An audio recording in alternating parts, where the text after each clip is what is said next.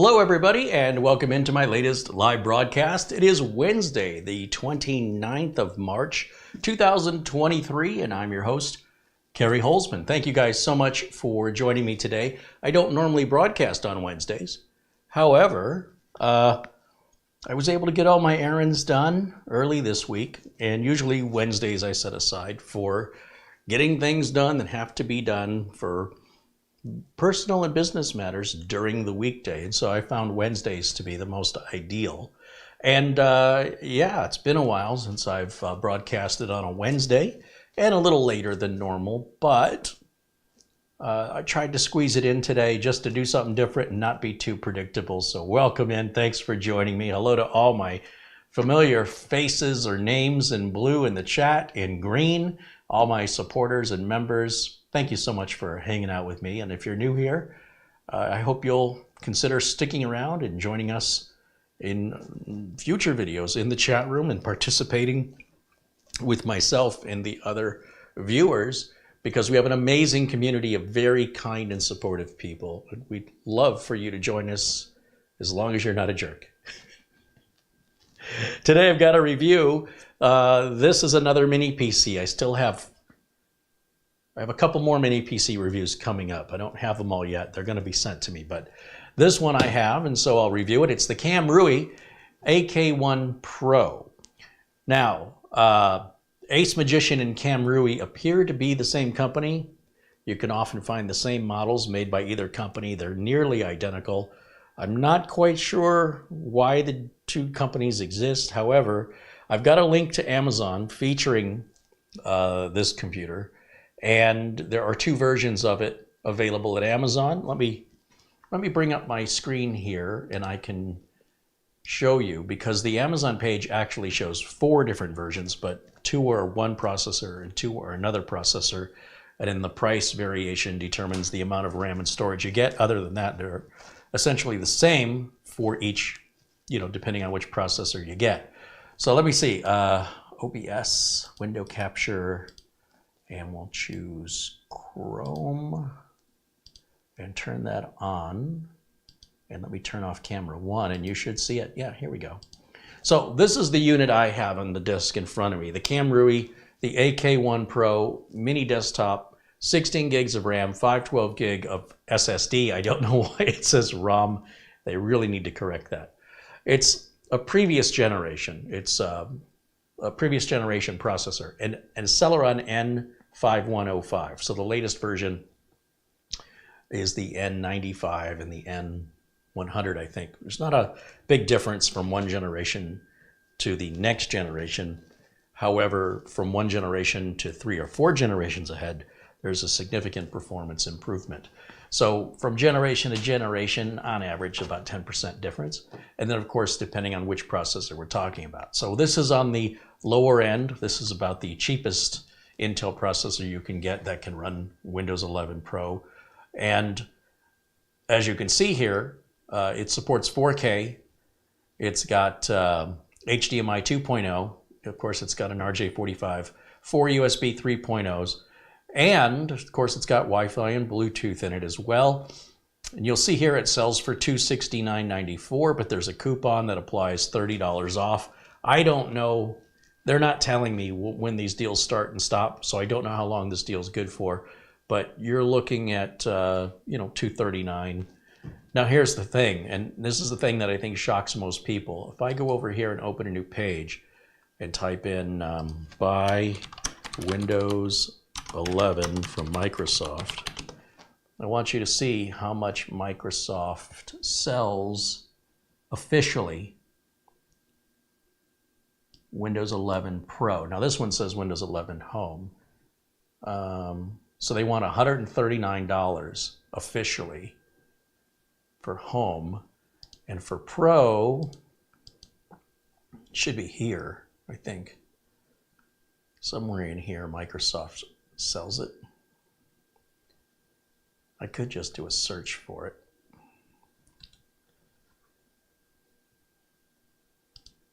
Let's see. Surface Student Accessories. is refurbished. No, that's not what I want. These videos are all live and unscripted, so I'm going to search for things the same way you do at home. It's not some polished commercial disguised to look like a review. Some people are put off by that. They say, oh my gosh, this guy's so unprepared. All right, here it is. Windows 11 Professional. If you want to buy it from Microsoft, it's $199.99. Of course, Microsoft really doesn't want to sell it to you. It's priced that high because they have to give it a value. You know, it's sort of like when you get a magazine. Remember magazines? And they would say like, this magazine is $5.99 an issue.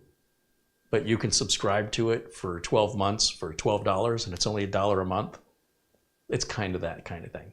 Microsoft really doesn't want to sell that to you. They don't want to support you. They would much rather sell it at a discount to somebody else and let them support you. They don't want to deal with you.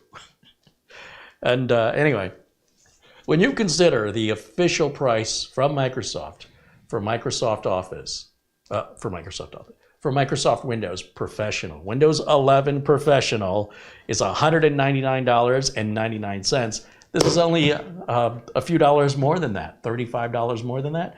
And you're getting a whole computer, a case, a motherboard, a CPU, a cooler, RAM, and storage, and a power supply.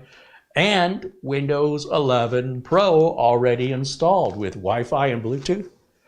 You can't build it for anywhere near that price. So it's a heck of a deal. But it's a very low-end computer. This is a very basic computer. It's nothing, it's really intended to be upgraded.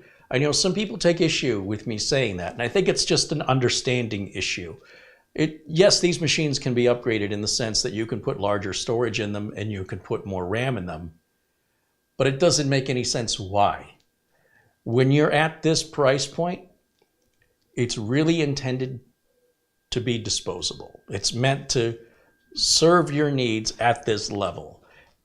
It's sort of like you could put 32 gigs of RAM on a Core i3 processor, but it doesn't make any sense. You could put hubcaps on your lawnmower, but it doesn't really make any sense. You could go and put $4,000 worth of tires on your $1,000 valued car, but who does that? So what I recommend to people is if you feel like this isn't going to be enough power for you in the near future, buy it the way you foresee you're going to need it now, because it will cost you less to do that now than to wait, unless you're waiting 4 years, 3 or 4 years. If you can get by with this machine for the next 3 or 4 years, there's nothing that can touch it in value. If you want to grow with the machine and you want to expand it, you want to put a better processor in it, you don't want this. You want to build your own computer. I'll tell you that right now. If that's your idea of what computer ownership is for you, then these are not ideal for you. But for the vast majority of computer owners who are using their computers every day to watch YouTube videos, pay bills online, play solitaire, email their friends, even business work, Microsoft Office, Word, Excel, PowerPoint, Gmail. This is going to handle all that just fine. And you can save all the rest of the money and all the space a traditional tower computer takes up, including all the cleaning of it and dusting of it. You won't have any of those problems with a mini PC. They're very, very reliable. And if you buy it from Amazon, you have a hassle-free return for up to 30 days after you purchase it. So there's always peace of mind. There's no risk here. If you want to try it, you don't like it, you just send it back. As long as you buy it from Amazon, they make returns hassle-free. You don't need a reason why. Your reason why could be, I changed my mind. I no longer need it. I'd rather not say why. They don't care. And then it costs you nothing to return it. It's not like you have to pay for the shipping back.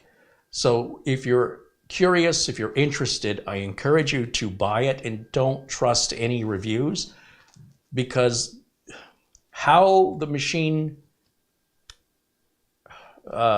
performs for you and your needs is unique to you.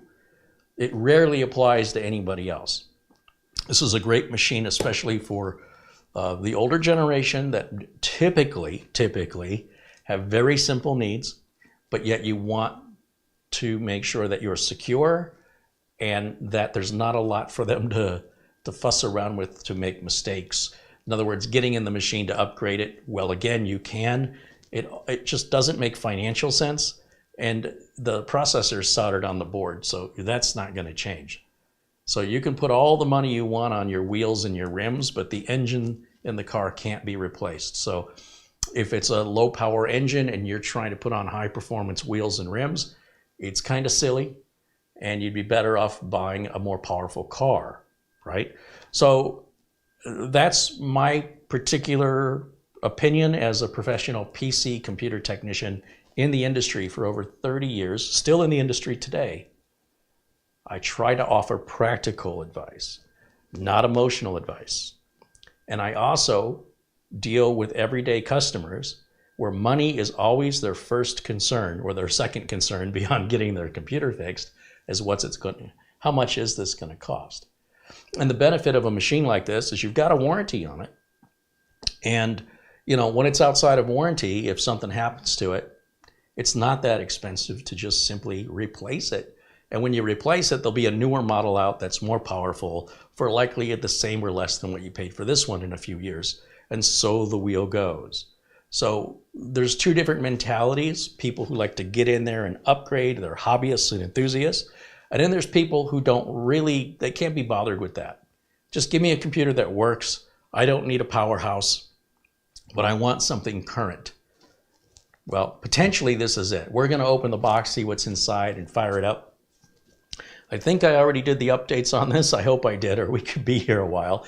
On these lower end machines, the updates can take quite a while. The good news is, once the updates are done, the machines are relatively fast. They're great for home theater PCs. They don't take up much room. They're very quiet. They don't have a bunch of flashing lights.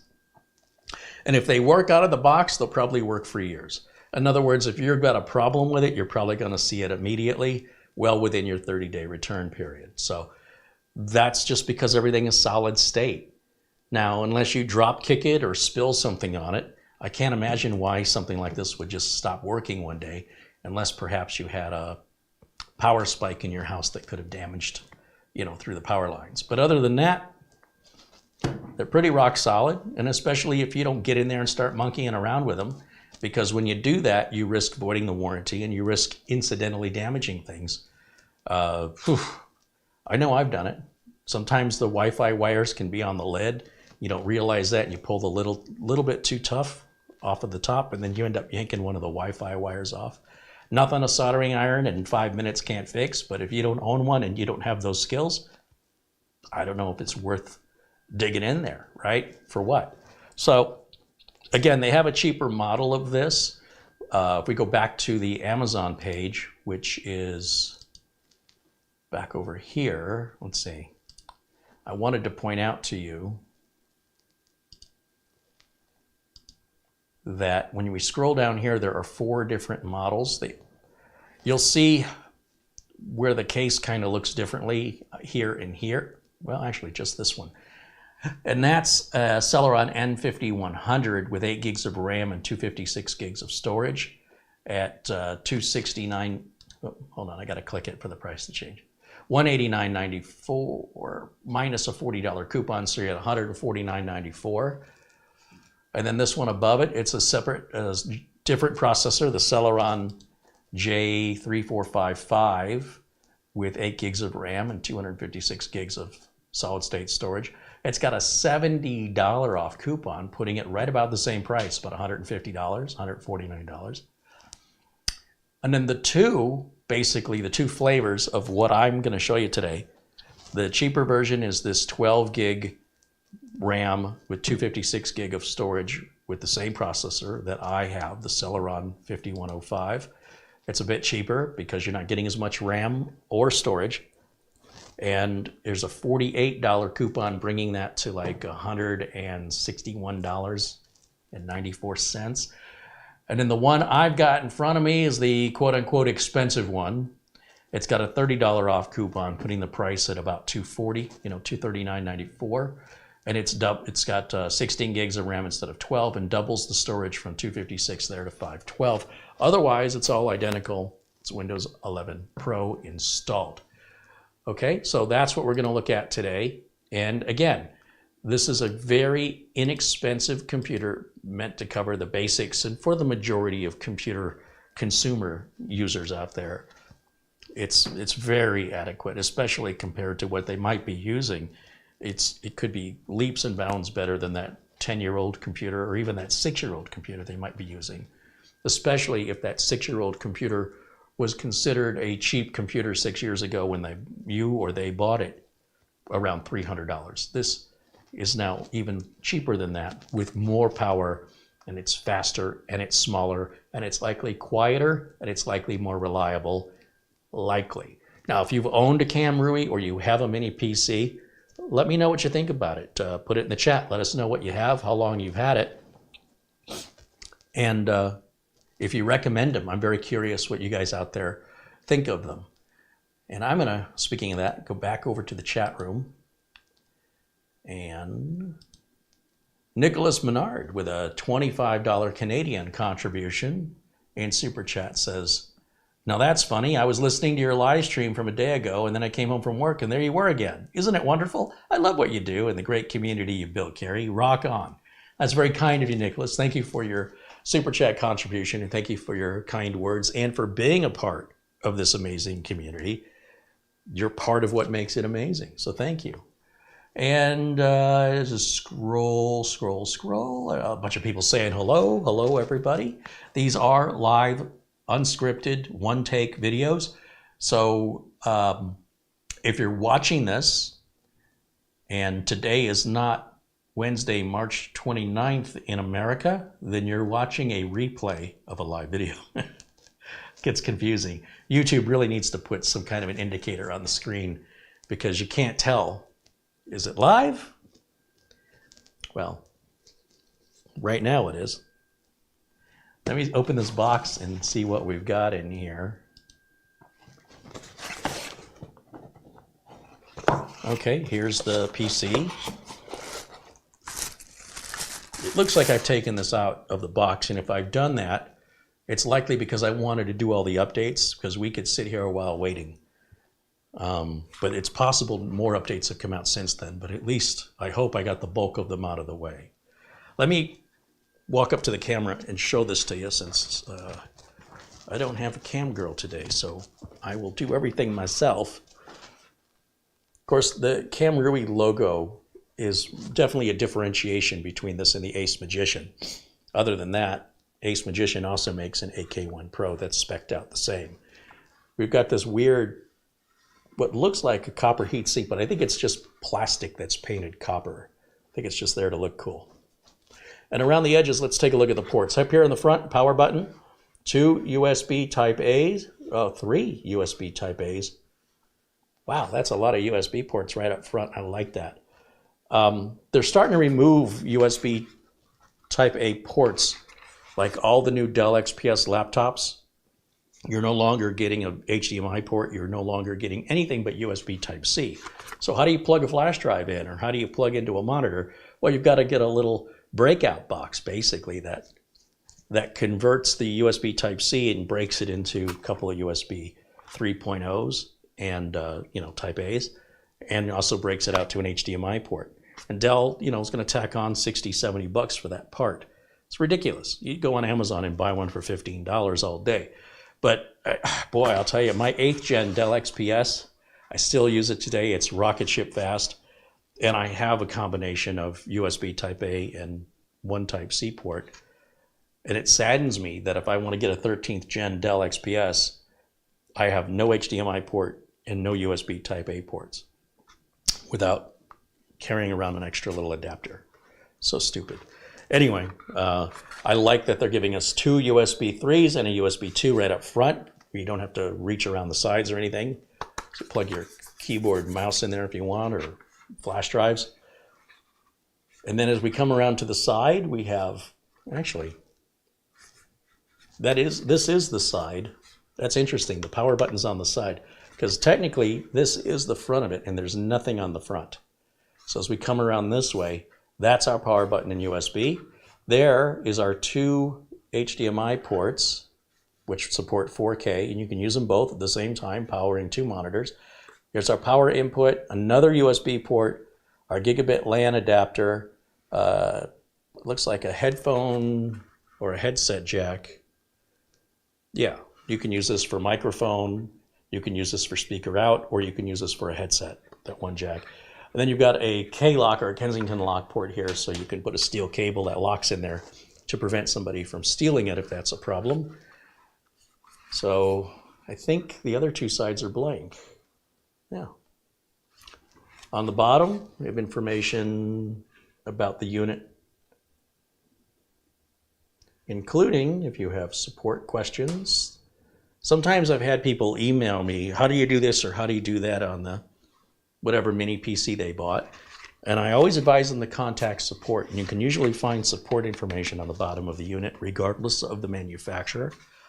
Now this also has the ability to mount it to the back of your monitor with a VESA mount, so you don't even have to see it. Although how you're going to plug stuff into USB, I don't know. And then it looks like we have an access panel here with 2 release mechanisms, but we'd have to unscrew that, and that likely gets you in for easy upgrades that, once again, I wouldn't do. I would buy the machine the way you need it for the next couple of years that you can anticipate. And of course, it's at your discretion if you want to get in there. But I mean, really, if that's your thing, maybe just build your own computer.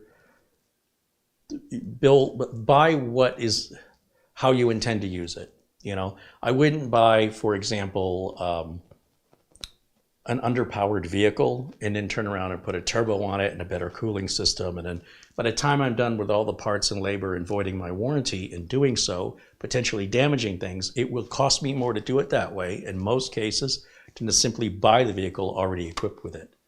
However, you know, if it's a few years down the road and now you want 32 gigs of RAM, like I'm not even sure what the max of Celeron supports. However, you know, potentially you want to upgrade the storage, it's all right in there. So it looks super easy to get at, and I can appreciate that. It also looks like it's got the ability to hang it on a wall, like a picture. That's pretty cool too. Now, going back to the box, see what else we have in here. Get that out of there. We have a power adapter. We have a very short HDMI cable.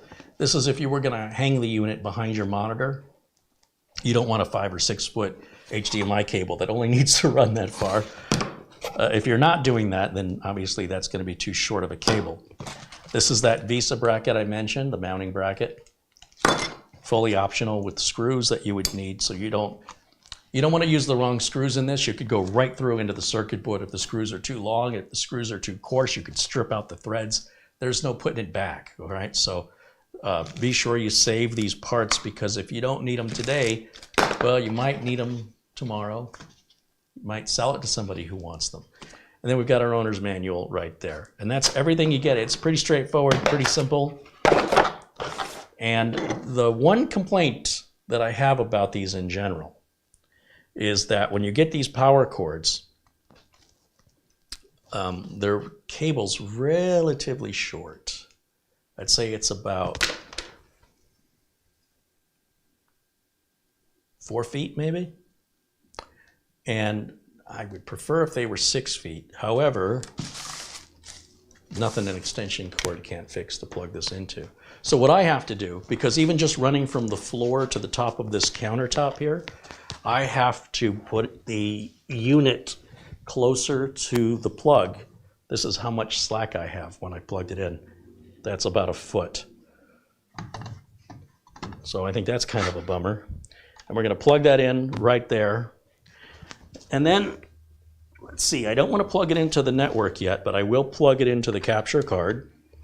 The reason I don't want to plug it into the network is I don't want it to force me to create an account for Microsoft. I don't use it because I often sell computers to customers, and I'm not going to sign into my Microsoft account on my customer's computer. That's just weird, don't you think? Unprofessional. I don't have a problem with Microsoft accounts. I don't use one myself, and you shouldn't be forced into using it. And so far, Microsoft tries to convince you, and they do their best to convince you to have one, but they aren't required. And there are benefits to having them, by the way, but no benefits for me. All right. Keyboard and mouse. I just use these little wireless rechargeable. This one's made by Seenda, S-E-E-N-D-A, and it just uses one little dongle for both the keyboard and the mouse. There's no replaceable batteries in these. They're rechargeable through USB. They last me about 3 to 5 months, let's just say 4 months between charges, but I only use them a couple hours a day. So your mileage may vary, but I like how small they are. I don't want the numeric keypad because I have very limited desk space, as you can see, and I need multiple keyboards. This one controls the streamer over here. This one will now control that PC there. And make sure they're turned on. Okay, we're ready to power this bad boy up and see what happens. And let me go to HDMI input. Here we go. I'll tell you what, I want to take camera 1 and I'm going to put it up in a corner here so you can see me and get an idea of how long this machine takes to boot. I'll put this over here like this, and we'll move this box so you can see what it is we're using. Okay, and then I'm gonna go to the side, hit the power button. It lights up in blue. I'm not quite sure you can see that with the studio lights, but it's got a little blue light around the edge. It doesn't blink or fade or anything. It's a steady blue. It's not very bright, thankfully. And I think I need to make the video a little smaller. Let's see. Try that. That way we can see the desktop a little better. And then I need to go full screen so I can see what's going on, which did not work for me. Hang in there. There it is. Okay, now I can see. And of course you can see we are not on a network, and I already did the updates on this. So it's safe for me to plug the network in. So I'm going to step back around. I have a network cable laying on the floor here that I can plug in. And we'll just plug that in right there. That's a Gigabit network port. And let me come back over here. And we're going to go over to Windows Update. I'm going to just double check that I have all my updates, because I don't feel it's fair when reviewers review units that they haven't updated, especially if they're way out of date. So there might be 1 or 2 new updates, or 3 since I last checked. But while we're looking, one of the things I don't like about Windows 11 is, on Windows 10, I like to see everything that's running in this bottom system tray on the bottom right here. And I don't like that my security settings have a hazard sign, but it's hidden. Like, that's really important, and that should be in my visible, in my view down here at the system tray at all times. I don't know what it needs, but let's take a look. Oh, this wants me to sign into Microsoft. I'm not doing that. App and browser control. I don't know why that would be turned off by default, but that's the way it is on every Windows 11 install. Okay, everything else looks good. So, and I'm just doing that while I'm waiting for these few updates to install. And then I'm going to look back down here and see if there's a hazard. There is another hazard sign. So now what? Well, we're back to using a OneDrive. I don't use Microsoft OneDrive, so I'm going to dismiss that. Are you going to leave me alone now or what? Well, it won't even let me dismiss it. That might be because the computer has a Celeron processor, and right now we're asking that computer to do a lot. Like right now it's downloading, and we already got an install error here. That likely occurred because it was already installing that in the background, plus we forced it to install on top of that, and plus I'm playing around where a machine at this power level, it's not going to multitask as well. So the more I start taxing it, it's going to do everything. It's just going to take longer to do each thing if we're asking it to do multiple things simultaneously. So just so you know, that's just unique. Let me rephrase, that's not unique for this level of hardware. If you were to build your own computer and picked out that processor, that amount of RAM, and that type of storage, you will get exactly the same performance out of it, regardless of how big or little it is. Ferris has become a supporter right on. Thank you, Ferris.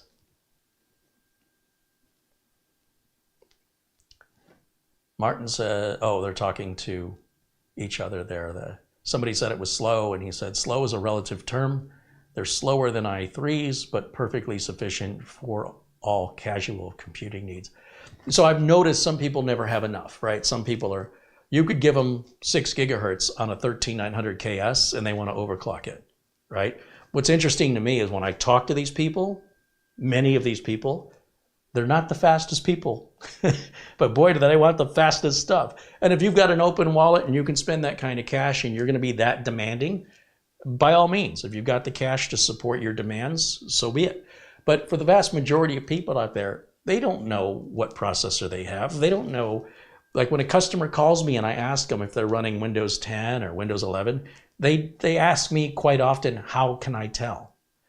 When I ask them, what kind of computer do you have? They go, I don't know, or I have a Dell, or I have an HP, and they don't get any more specific than that. And I'm like, well, do you have a desktop computer or do you have a laptop computer?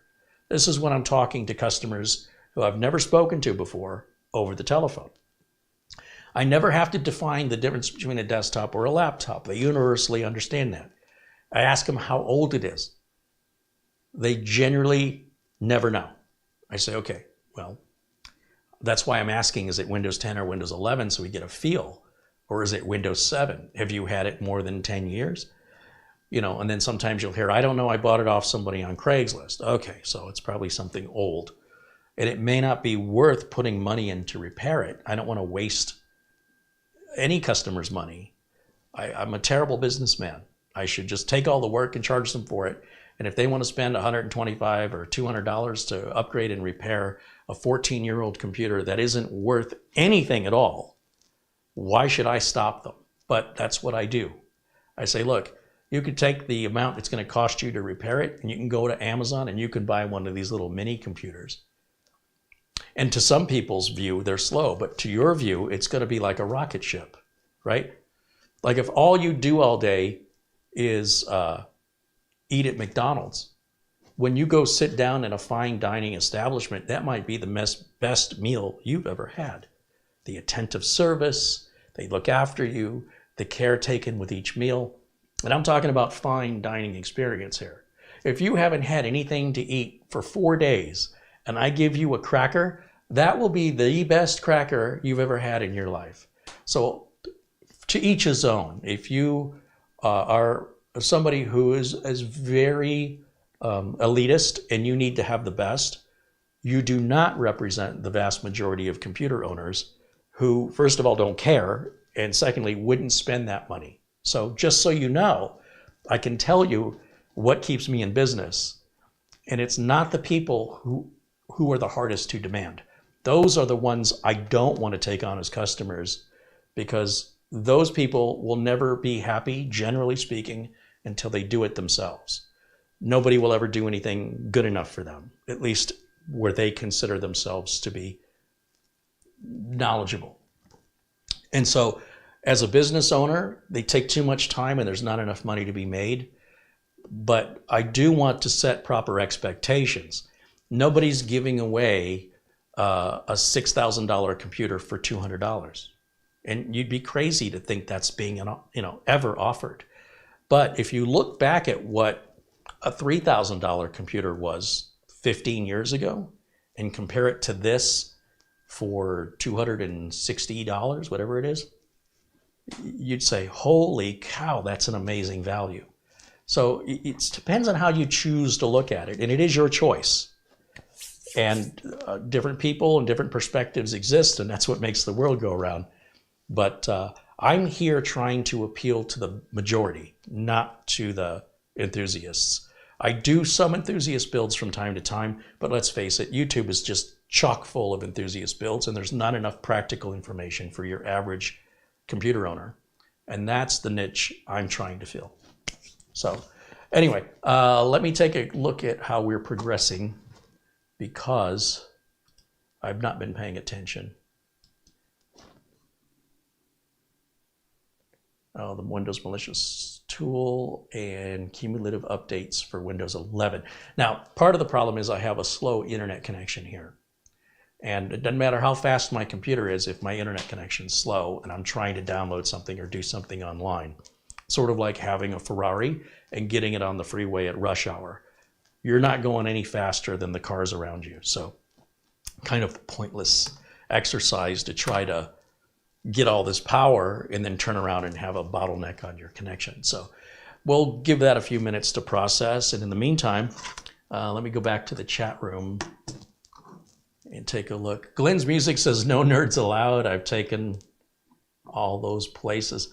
Nerds are great people. Nerds are just passionate people. Nothing wrong with being passionate. But to be elitist or to be snobbish, that's not a nerd thing. Well, some nerds can be elitist and snobbish, but you know, we're not trying to, I'm not trying to make this out to be something it isn't. I'm not trying to deceive. I'm not trying to misrepresent. And so to call out the obvious and say, well, that's not a 13900K, you could buy 3 of these for less than the price of a 13900KS processor.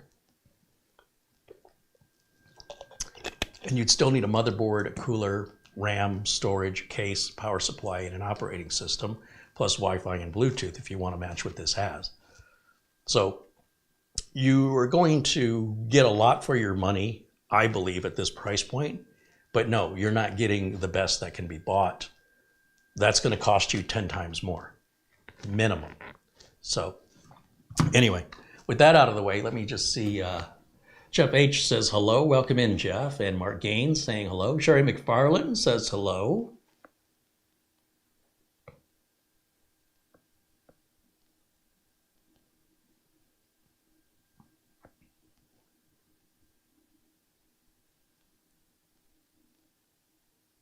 Sherry McFarland says, nerd power. I don't like the negative connotation of the word nerd, right? I think I had enough of that in the 80s. Now nerds are cool, so we'll keep it cool that way.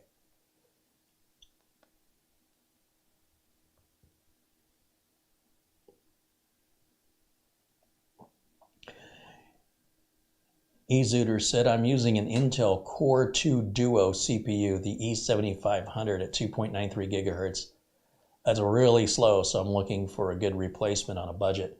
So that processor you're using, the E7500, I think is 16 or 17 years old, and it's long lived past its intended life. And you could compare a 2.93 gigahertz processor to a 1.1 gigahertz modern processor. Your 2.93 won't be anywhere near as fast as a modern 1.1 because there's so much more than frequency. We've got caching and we've got lanes of traffic, PCIe lanes. We've got faster memory with DDR4 or DDR5. Everything's faster. Storage is faster with M.2, which your computer isn't going to support, or even SATA. I don't know if that machine would even support SATA 3 or even SATA 1. That's so old. So, you know, for somebody running an older machine like that, this is a very affordable replacement. And if you buy it from Amazon, you have hassle-free returns. If for any reason it doesn't live up to your expectation, any reason at all, you have 30 days to return it for a full refund and no cost to you to return. So there's no risk there. And of course, I'm referring to Amazon in America. I'm not quite sure what the processes are in other countries. Bob R. said he has purchased the Kamrui GK3 almost a month now, and it's been running fine. Hey, Bob, I appreciate the update on that.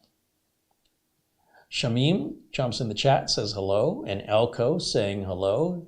He says he's enjoying a new AMD Ryzen 9 7950X. Once again, you could buy 3 of these, well, at least 2 of these for the price of just his processor. So you enjoy that. It's great when you can afford nice things. Sometimes we have to sacrifice what nice things we want in order to get the nice things we really, really want. You can have anything you want, you just can't have everything you want. So I sacrifice a lot. Believe me, you don't see me wearing fancy clothes or fancy shoes. I know people that spend all kinds of money constantly with shoes and clothes, and they spend thousands. Well, I'm still spending the same thousands, but for me, it's on nerd stuff. It's on computers and monitors and networking equipment, routers. Yeah, it never ends. So we each have our passion. But would I like a Tom Ford custom-made John Wick style suit for $5,000? I'd like it, and if I had one, I'd wear it. But I can't afford that and, have a $4,400 streaming computer. It's kind of got to be one or the other. I've been eyeballing that new Dell XPS. The 13th gen is out. But if I strip it down with just Windows 11 Pro and the minimum amount of RAM and storage, which I think is 16 gigs of RAM and 512 gig SSD, and then upgrade it myself, as you saw me do on camera with my last two Dell XPSs, I'm at $2,500, and then there's $200 in sales tax, bringing that to around $2,700. I could buy an ounce of gold for less than that. In 10 years from now, which one do you think is going to be worth more? That Dell XPS or that ounce of gold? And when I die and leave things to people, and I have to leave the laptop to somebody, and I have to leave the ounce of gold coin to somebody, which thing do you think everybody's going to want? So I'd like to have both. I'd also like to have a Tesla, but still can't afford it. But that's okay, because that trade-off and that sacrifice is something I've consciously made, and I'm happy with my decision, and I don't have everything. And that's okay, because I wouldn't have anywhere to put it.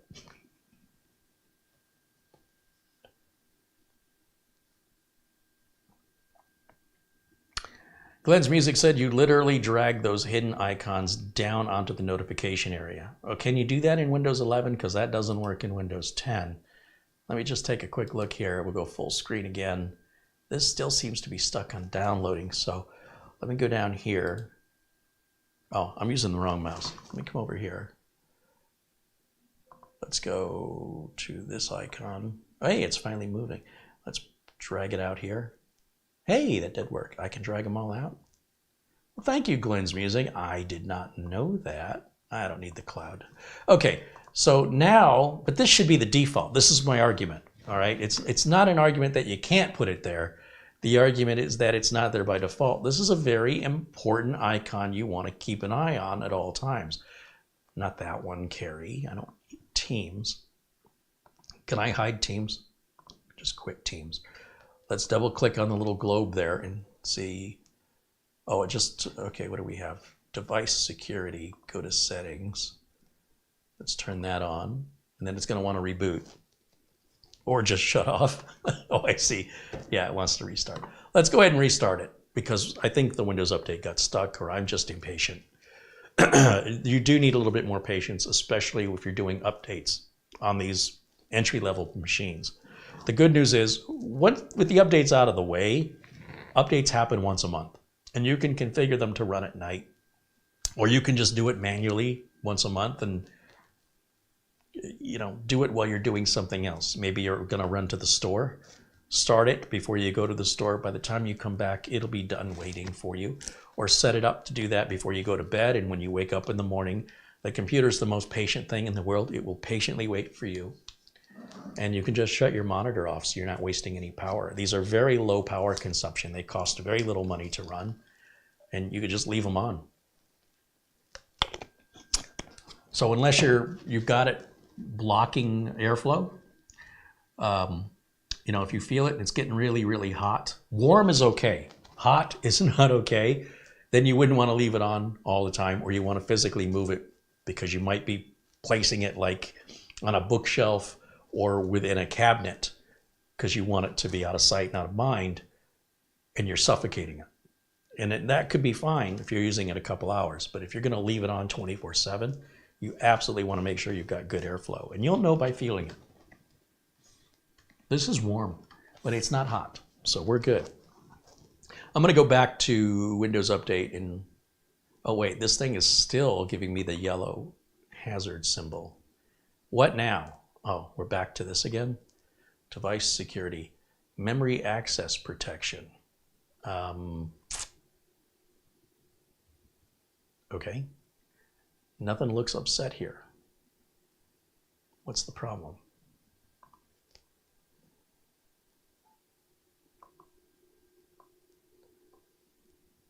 Local security authority. The local security authority protection is off. Oh, that's what it wants? This change requires you to restart your device. Okay, I don't know why these aren't on by default. So let's restart it. You'll see it restarts relatively quickly. It's pretty fast little boot up, pretty fast shutdown. It's perfectly silent. I don't hear this at all. And like I said, it's warm, but it's not hot, and I would expect that out of a small case that doesn't have a lot of airflow to begin with. The only moving part it's got in there is the CPU cooling fan. So it's not like there's a lot to break unless, like I said, you drop kick it, spill something on it, or there's a power surge in your house that could damage anything plugged in. And all those things, dropping it, spilling something on it, would damage anything plugged in, theoretically. All right, now let me go. Are we happy with the security? No, still giving me the hazard.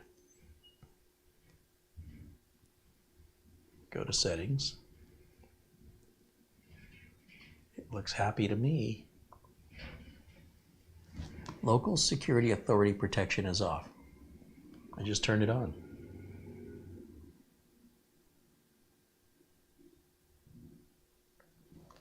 I don't know. I'm not going to worry about that. Maybe I'm just being impatient. It's still processing. I'm going to go back to Windows Update, and we'll revisit that to see if it's just me being impatient. I also want to check, well, one thing at a time, Carey. Windows Update. Oh, I went back to downloading in the background automatically. Did you see that? Tricky. Let's go to, let's go to the control, let's go to system right here. That's what I want. System.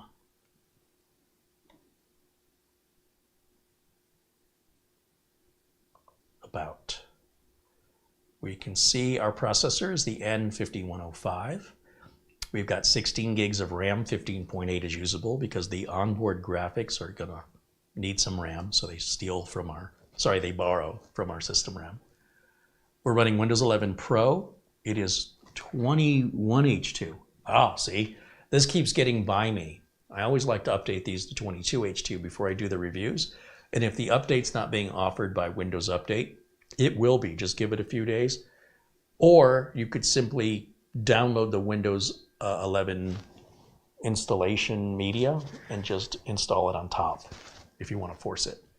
But again, that's going to take probably, when you do that and then do the updates, probably take about an hour. So I'm not going to do that today, but this is what I'm talking about. Like, I should not be reviewing this with 21H2 on it, but this is how you can expect it to arrive because the system integrators who build these, they don't generally make a new image that often, and so their image is out of date. So be aware of that. And in fact, it may even fix our security problem down here. The other problem could be that the security is trying to run a process, but it's doing these updates at the same time, and so it's juggling those two things. And that's why our download is much, much slower than it should be. And then, of course, once it starts to install that download, assuming it's doing something here in the background, it's taking on multitasking, where this is much, much better, more responsive. It's single tasks. So from time to time, if you're asking it to do multiple things at the same time, you are going to notice it's going to bog down because it's working. but it hasn't really generated a lot of heat. I would know that because the fan would be audibly much more noticeable. I don't even hear it. The only way I know it's on is the blue light. I don't even see a hard drive activity light. I don't see any other LEDs around here. It kind of disappoints me. I'd like to see if the hard drive's reading or writing just to tell if things are progressing.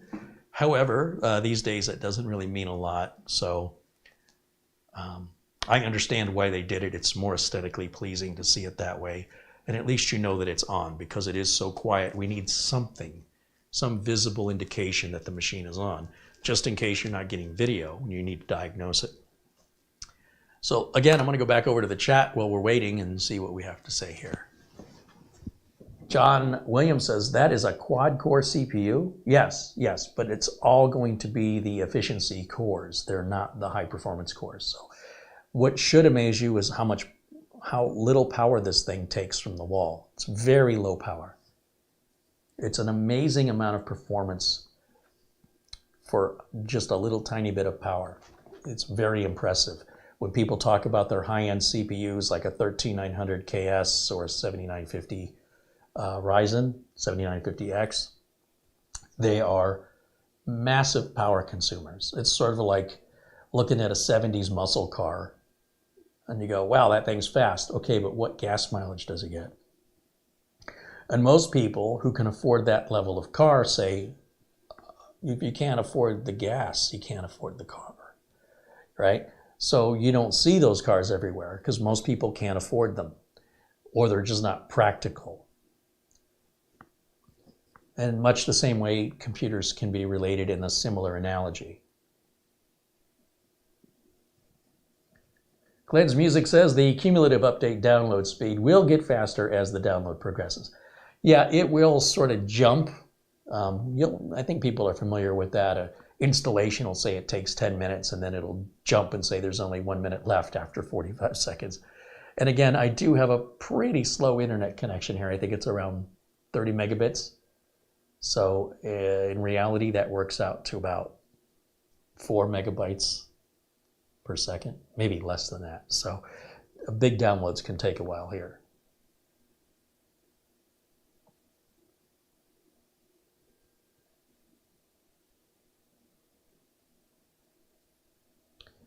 John Famlor says, he's talking to Martin in the chat. He says his internal CD writers, sadly, eventually got burned out due to heat, even on Apple machines. You can buy CD writers really inexpensive. Nobody wants them anymore, and trying to find blank ones, blank CDs to write to, getting harder and harder. So that's an obsolete technology now. So would you use it if you still had it when a flash drive is so much faster, more reusable, more reliable? You don't have to worry about scratches.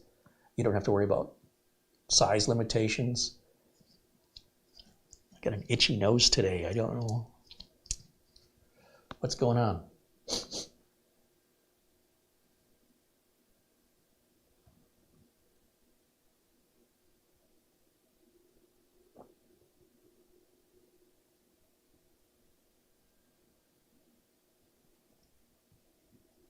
Glenn's Music says, Carey, right-click on the taskbar, select taskbar settings.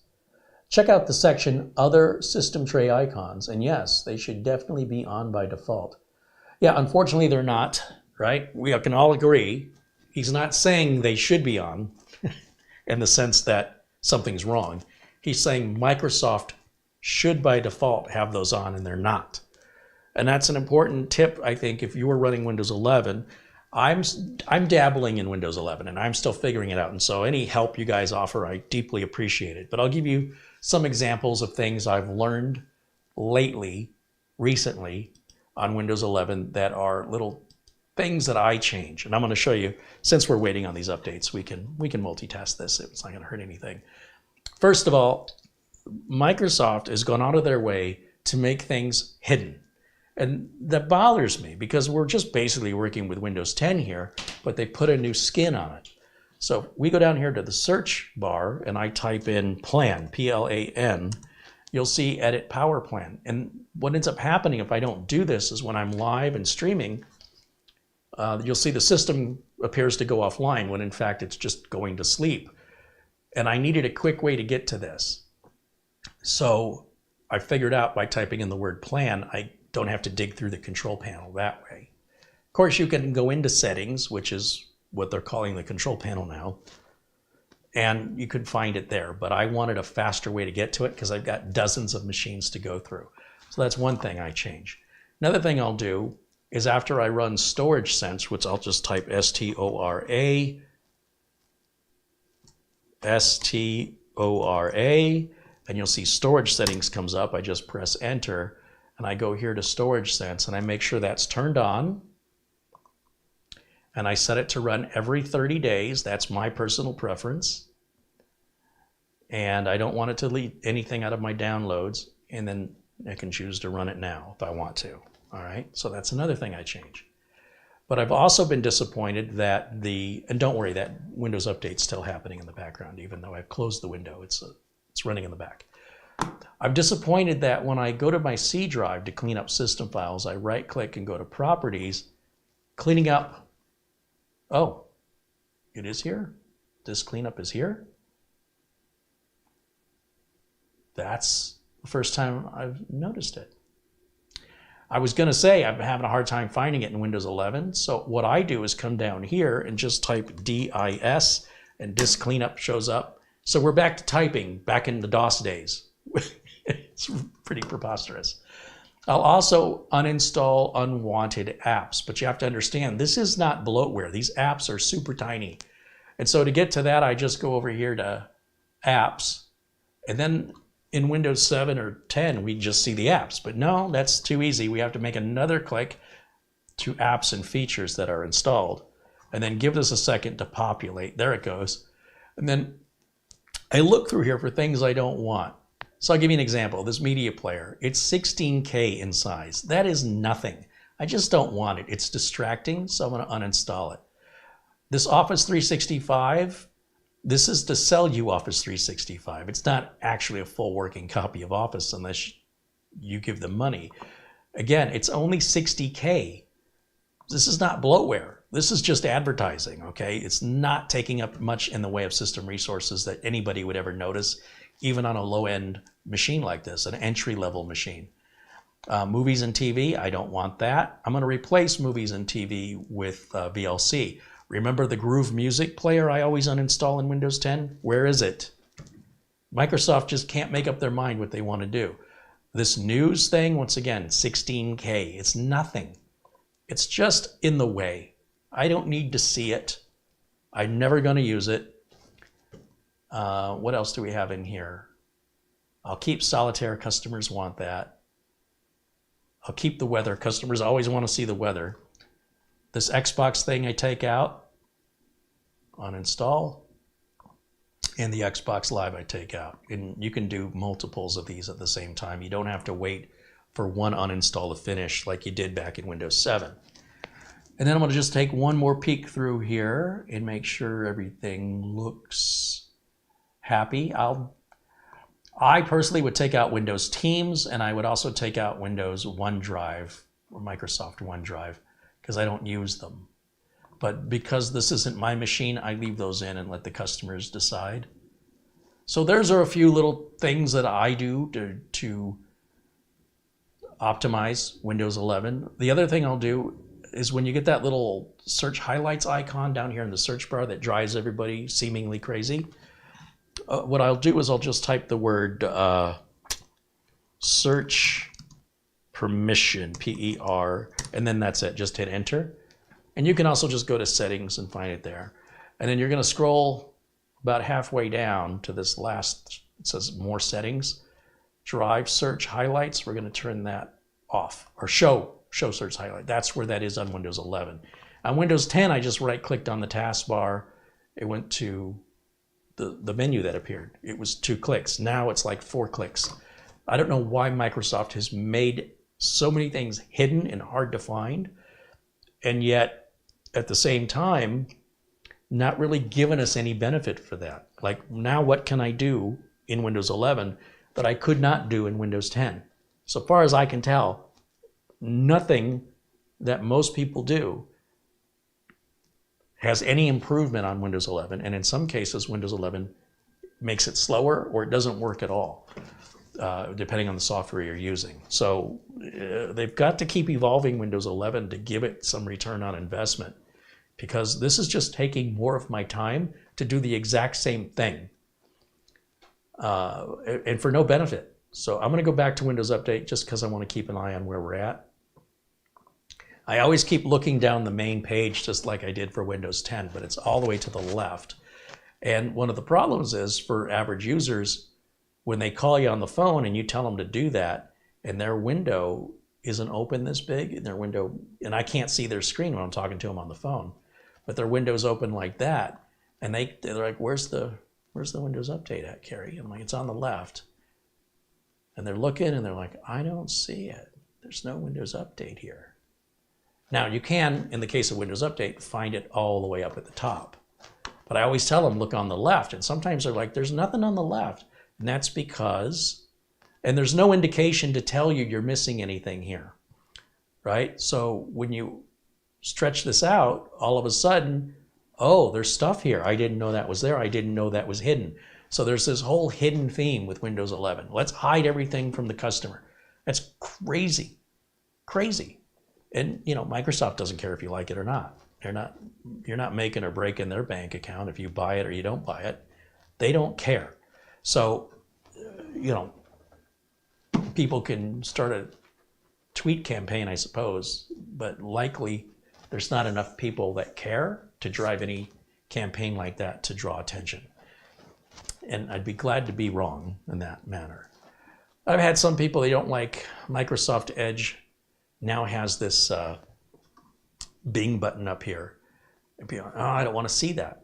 Well, there is a way to remove that by simply changing the command line to disable that feature. But for me, I'll tell you what I don't like about this is if we were to go to AMD's website, let's look up AMD Adrenalin. Okay, let's just say we want the latest Adrenalin drivers. If this was an AMD system, this is not. I just want to show you this as a demonstration of what's wrong with the browser. And part of it is the fault of AMD. But if we go to download the Adrenalin drivers, if this was a Ryzen computer, which it is not, but if it was, stay with me, because it won't change how broken it appears. I hit download now. And I'll click, let's see, I want to download let's download graphics drivers for, like a mini PC might have a 5600U processor with built-in graphics, so we have to find integrated motherboard graphics. No, it's integrated CPU graphics. And it's not a matter of looking up the Radeon driver, it's a matter of looking up the CPU video driver. So the 56U probably has a Vega Series 7, but you won't find a Vega Series 7 offered here. So we'll look at, let's see. Oh, there's so much to choose from. This is so more complicated than it needs to be. Processors with graphics. Oh, that's what I have to do. All right, now here's another long series. Which one is it? Okay, let's see.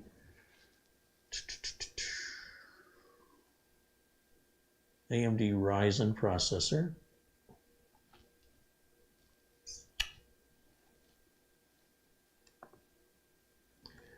Okay, so here's what I want to show you is if you see how this is opening to the right, and let's say I've got a 5600U processor. Somewhere in this long list,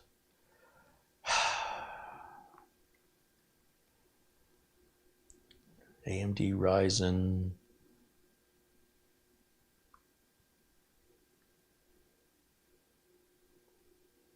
AMD Ryzen 5 processors. Now, it's a 5600, so it's a mobile processor. Mobile processors with Radeon graphics, Ryzen 5. Okay. Is this the 5600U or is this the 5600U? I can't see. The AMD website cuts it off. And if I make my text smaller, Doesn't help me one way or the other. That never moves. It's maddening. And I thought, well, this thing's getting in the way. So my first thought was, I was looking at it kind of like this. And I thought maybe it's because this bar here is in the way and it can't fit it. So you go up here to these 3 dots and you go to settings. It's under settings. And sidebar. And we're going to not show the sidebar. Let's get rid of it. I mean, that was easy, right? But it's not helping us here. I still don't know. Oh, wait a minute. I can kind of make out an H now and a U now. But what I just discovered when I was demonstrating this to you is if we make the window smaller, then it goes vertically stacked. I didn't realize that earlier today. And now I can see which one's H and which one's U, although they probably point to the same driver installer anyway. And yes, I know there's an auto detect tool, but when I ran the auto detect tool, it found the driver it needed for that mini PC, a different mini PC than this one. It failed to download it from AMD's website, and I ran it 3 times, and all 3 times it failed, and it left me no choice but to download the driver by hand. And I got stuck because I couldn't read it, and I didn't want to download Chrome on a customer's computer who may not want it, simply because I was trying to get the AMD Adrenaline drivers on it. It's maddening. So again, thank you Windows 11 and thank you AMD. You guys are, Microsoft and AMD just really securing my job. That's what you're doing. The job security that I get from them is much more so than any other manufacturer in the world. So I don't know if they're a company I should love or a company I should hate. So both of them. What are you going to do? All right.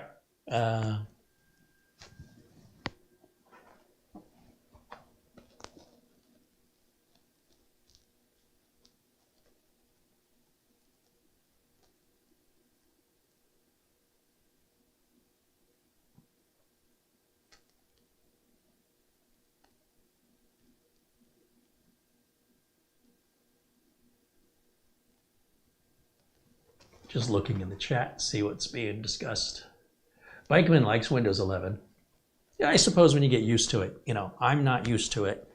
And the way I have to go about doing things is so very different from Windows 10, and yet without seemingly any benefit for the additional steps. It's like angers me what benefit there was to changing that. If it made it more efficient, made it faster to get to the settings, if it made it more clear, but it's opaque. It's made everything hidden.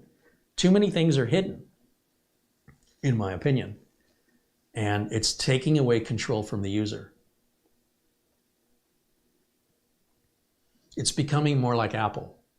If you want an Apple and you want decisions to be made for you and you don't trust yourself and you want to have, gates put up around so you can't go or do certain things, Apple is for you, and you'll pay more for it. It drives me crazy to be told I can't do something or to have a special hidden key combination to get into a very basic menu that's not in any way advanced, but they consider it advanced because they're trying to accommodate to users who don't have a digital mindset. So to them, it's all advanced. I'm not that user. I'm a more technical user, and that's why I use Windows. I like having more control over my operating system. And this move into Windows 11, and by the way, they did a little bit of this in Windows 10, where they restricted some things. They're talking about, more and more settings in the control panel are going away. So thankfully, if you know the key combinations, you can still find some of those hidden control panel settings. But you'll see there's no control panel. As far as I know, there's no control panel in Windows 11. Let me just check that. Let me go full screen again. Let me come down here and see if it's still there. If we type in control panel, it looks like it's still there. Boy, that's pretty well hidden, isn't it? And then all of these menus are kind of hidden. You've got to come over here. You've got to come over to the right here and choose large icons. And now, oh, thank goodness they haven't taken it out yet. That's supposed to go. soon. So let's remember it. Let's take a moment to appreciate it while we still have it.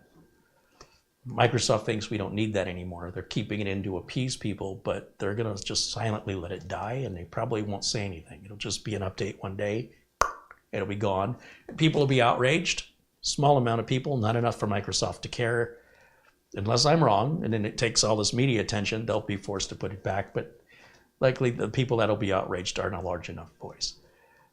We seem to be stuck on this update for some reason, and I'm going to restart because I'm too impatient to wait for it, and hopefully that will kick off the install. I'll know if it says updating here on this screen, and if not, then at least when I restart and go back to Windows Update, it should start the update. So it's likely it was waiting for something. Windows Update was waiting for something to finish in the background before it started this update, and I don't have the patience to wait for it. So by restarting, I've killed all the processes, and when the machine comes back up, it should start to install automatically regardless if we go to Windows Update or not. I always go to Windows Update regardless because I want to see it. I don't want to trust that it's happening. I do not trust technology. I've been using this technology since I was 13 years old, and it's never been trustworthy. Never. You can rely on it, and as soon as you start relying on it, it will let you down. The minute you start to trust it, that's when it'll snap at you, and you won't realize it likely for days, weeks, or months that whatever it was supposed to be doing, because you haven't checked on it, something will bring it to your attention one day, and you'll say, oh my gosh, this hasn't been working for weeks or months. I can't tell you how often that happens. So they need babysitting, they need auditing. You always have to keep an eye on a computer, especially any automated tasks. Things screw them up, like daylight savings time will screw up automated scheduled tasks, and updates will screw up scheduled tasks. And then hardware failures that don't report can screw up scheduled tasks. And then suddenly you realize the updates aren't backing up, or your scheduling isn't backing up the files. And you go, well, how long has that been happening? And so certain things you get logs, but then people get lazy and they don't read the logs. They figure, well, I got the log, everything must be fine. Logs don't work like that. But you just keep repeating like a computer. I get the log, it's fine. I get the log, it's fine. I get the log, it's fine. Here comes the log, I'm sure it's fine. That's when it bites. And we've got a ways to go for evolving computers so like we can rely on them. They're just not at a level that we can really count on them without auditing. So whether that audit is once a week or once a month is up to you. But yes, I mean, I can't stress enough how important auditing is. All right, let me take a look here in the chat.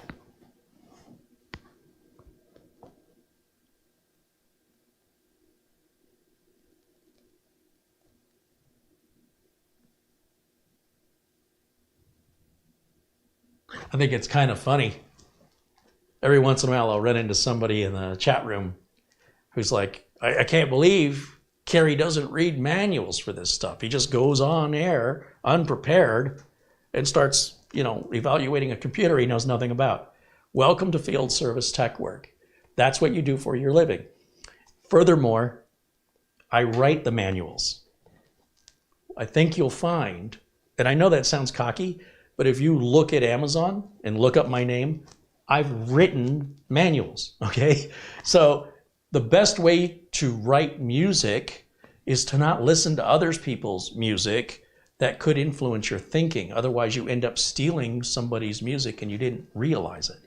Also, a lot of manuals are out of date, where when they wrote it, they never updated it. They didn't pay any employee to update the manual for the updates and the BIOS and things like that. Sometimes there's just little notes you've got to read and you've got to go find them. And then a lot of times the translations are very poor. So what's written doesn't make any sense. I read a line that said, never to press twice flexible. So I would much rather do self-discovery, because that's what I'm paid to do anyway, right? I'm working on computers. I rarely see the same computer twice. So you have to be quick. The time you're spending reading manuals, you're losing money. And if your customers are waiting too long for you to get yourself educated, they're going to take their computer to somebody else who's actually working on it. So there are those who read about doing, and then there are those who do. So for me, I'm the person who writes the manuals, just so we're clear. And I can write them through my own experience and without influence. I can write them in a way I think is more universally understandable in plain English than trying to translate something that was phrased improperly or is just structurally wrong. That's harder for me to fix than for me to just come up with it on my own. So it always amuses me when I go, oh, that person doesn't get it. They might as well just shout out, I don't get it. Over my head, Carey.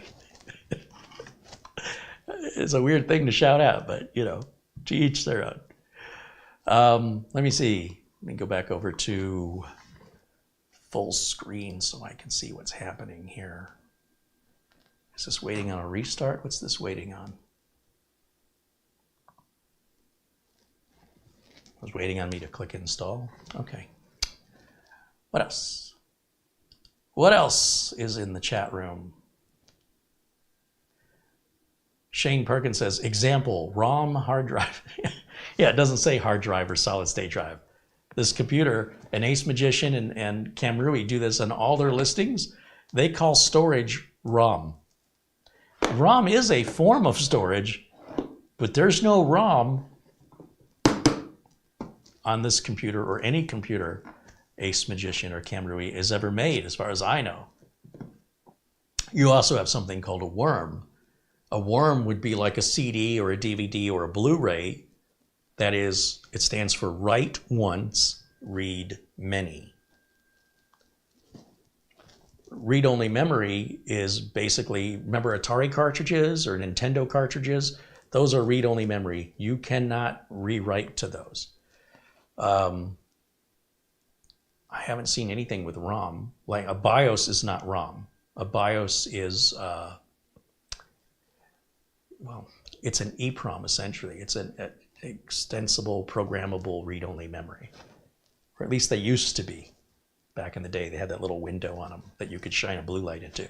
Anyway, it's all technical mumbo-jumbo, and it doesn't really apply much these days. But it amuses me that there's a massive translation problem where this stuff is made in Asia, and they're trying to build it for an American market. And sometimes they get the marketing completely wrong. They try to emulate an American marketing style, and people find it often laughable.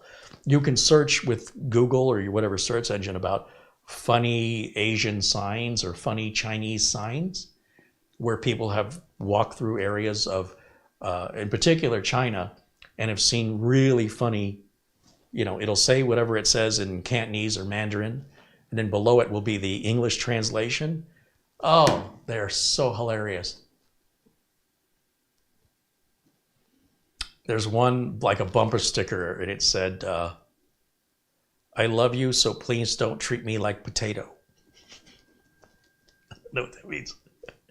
And of course, I think of, like, you know, going back, this has always been the case. All your base are belong to us. Just stuff like that. Just really bad translation. That's been going on, as far as I can remember, at least 40 years, 35 years. Whenever that all your base are belong to us got really super popular. Yeah. And I'll never forget those cooler instructions for the CPU that said, never to press twice flexible. It's crazy. But if you want a good laugh, there's some great pictures of signs in China with really terrible English translations. It's hilarious.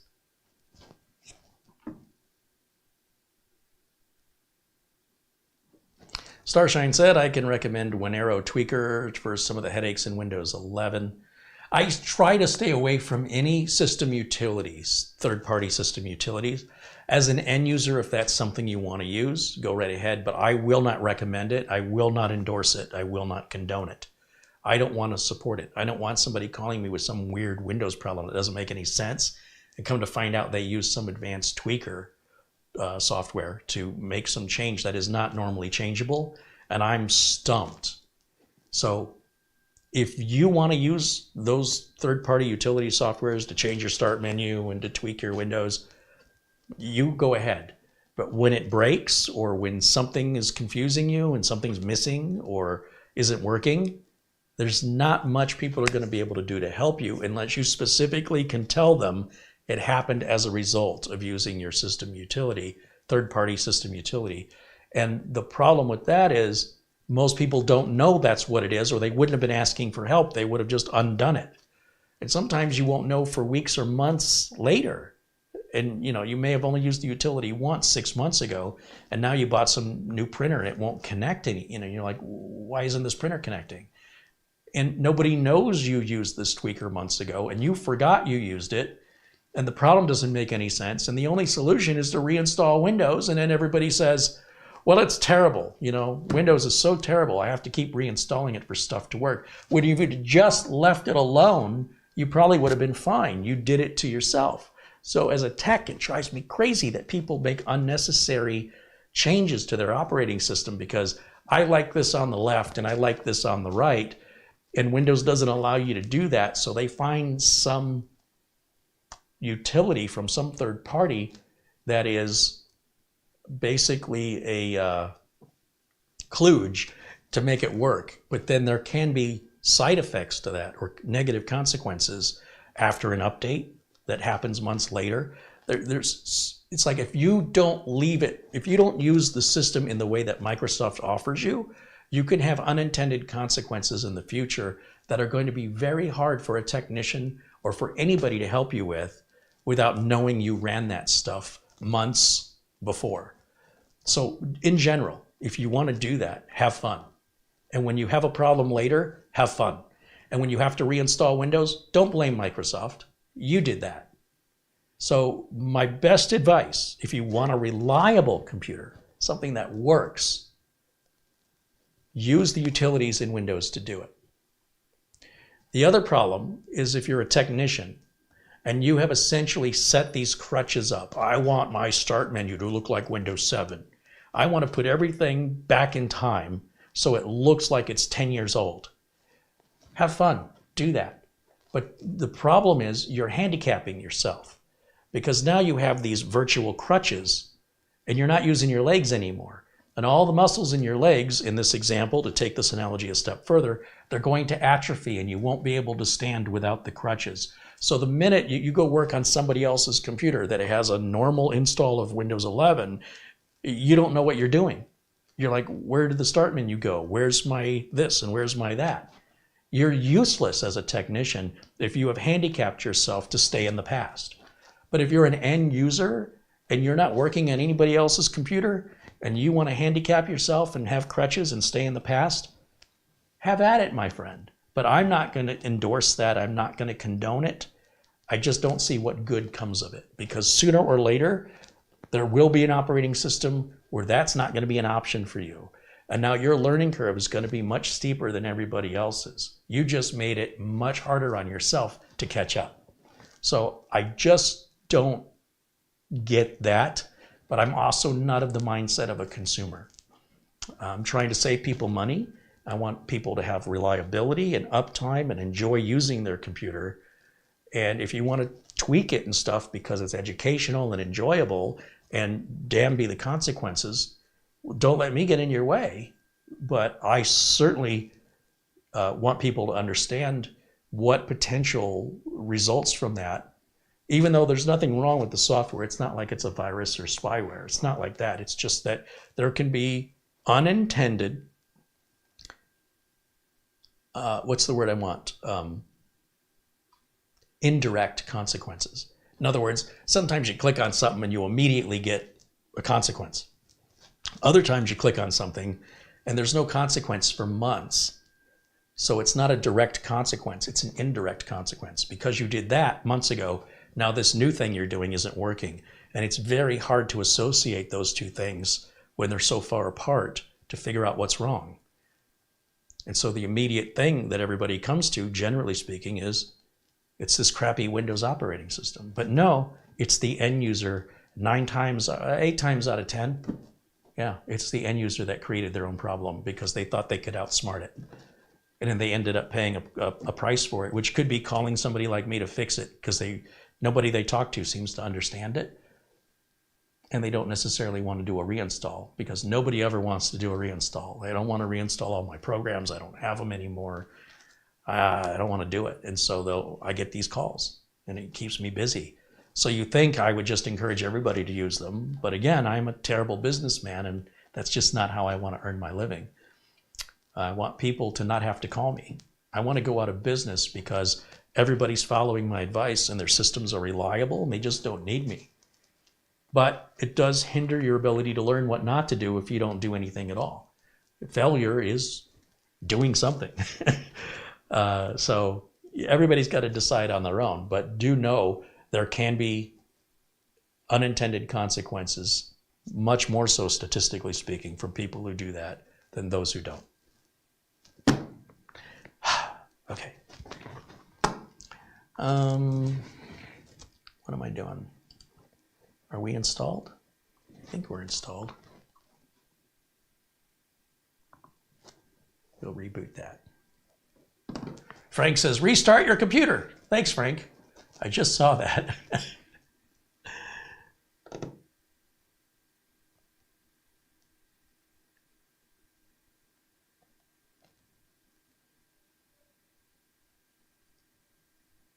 Carey is in business and business is slow to upgrade. The opposite. I'm the first to upgrade. When you're talking about Windows 11, I think. When you talk about hardware, I'm generally the first person, one of the first to get the latest hardware. I was installing Wi-Fi in the mid-90s.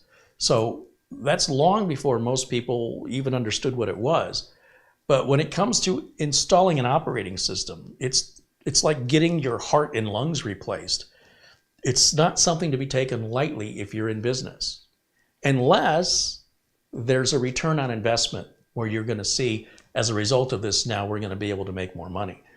Otherwise, it's a hobbyist activity, and it's something that businesses will ease into in order to ensure compatibility and in order to ensure that they have time to train their employees. And all this costs thousands, potentially hundreds of thousands, if not millions of dollars between the IT department, labor to deploy, and then the training that's required, and then any replacement hardware or software that isn't compatible. So there has to be a lot of testing and a lot of evaluating that has to be done. Or you potentially bring your system down. So it's not to be taken lightly. Now, home users, doesn't matter. Home user has their system down and they're crying because they can't play solitaire. That's less and less because more and more home users, they're using their smartphones and their tablets because they're just consumers. And if you're not creating anything and you're not a gamer, and I mean a gamer in the sense of PC games, you don't need a computer. It's just a lot of maintenance. It takes up space. Most consumers are fine with their phones and their tablets to consume. They play Candy Crush, they do their email, they go to Pinterest, they watch YouTube videos, and there's nothing wrong with that. But do realize that all those things you're consuming, nearly everything you consume on your tablet or your smartphone was all created on a PC. So PCs aren't going anywhere. The money is not in the consumers. Consumers, they don't matter.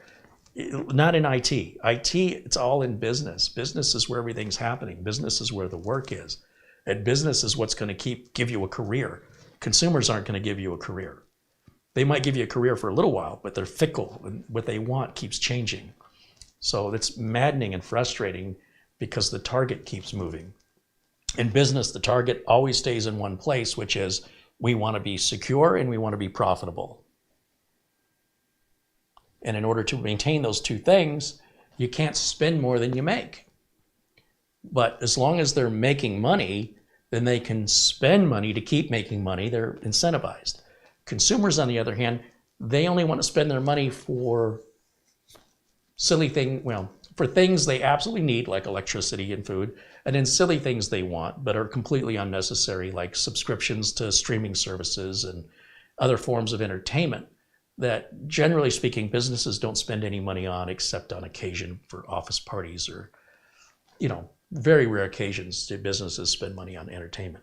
Generally, everything is justifiable with a return on investment and their investment is usually into hundreds of thousands or millions of dollars. It's not a trinket. It's big scale. So there's no, and not that you implied a negative connotation, but there's so much more at risk for businesses. And you will realize that as a consumer, if you went into the grocery store and you gathered all your groceries in your cart and they said, I'm sorry, we can't ring anybody up, our system's down, we upgraded to Windows 11, it's not working, all the registers are down, but we'll have them up soon, the tech's on his way. Are you gonna wait, or are you just simply gonna go to the competition and do your shopping again? See what I'm saying? Like suddenly when it affects you, you won't tolerate it. Well, businesses, as much as it's an inconvenience to you, you didn't lose any money. Businesses are losing hundreds, if not thousands of dollars every minute their system is down. So you think you're upset. You can just imagine what's going on in management and the phones that are ringing and the screaming that's being done. Get this back up now, or you can find another job. So it can be very stressful. So yeah, we don't just jump into things like that. And like I say, for good reason, very good reason. Okay. And again, not that you implied anything otherwise, but I could certainly see that somebody reading that might imply from what you said that that's somehow a negative thing. And it's not. It's a very positive thing. And most consumers would be wise to follow business practices, but business practices would not be wise to follow consumer practices. It doesn't work the other way. So, it just depends what your scale is and what you've got to lose. Sarge Tech says, human nature is going to keep me in business. It has so far. That's true.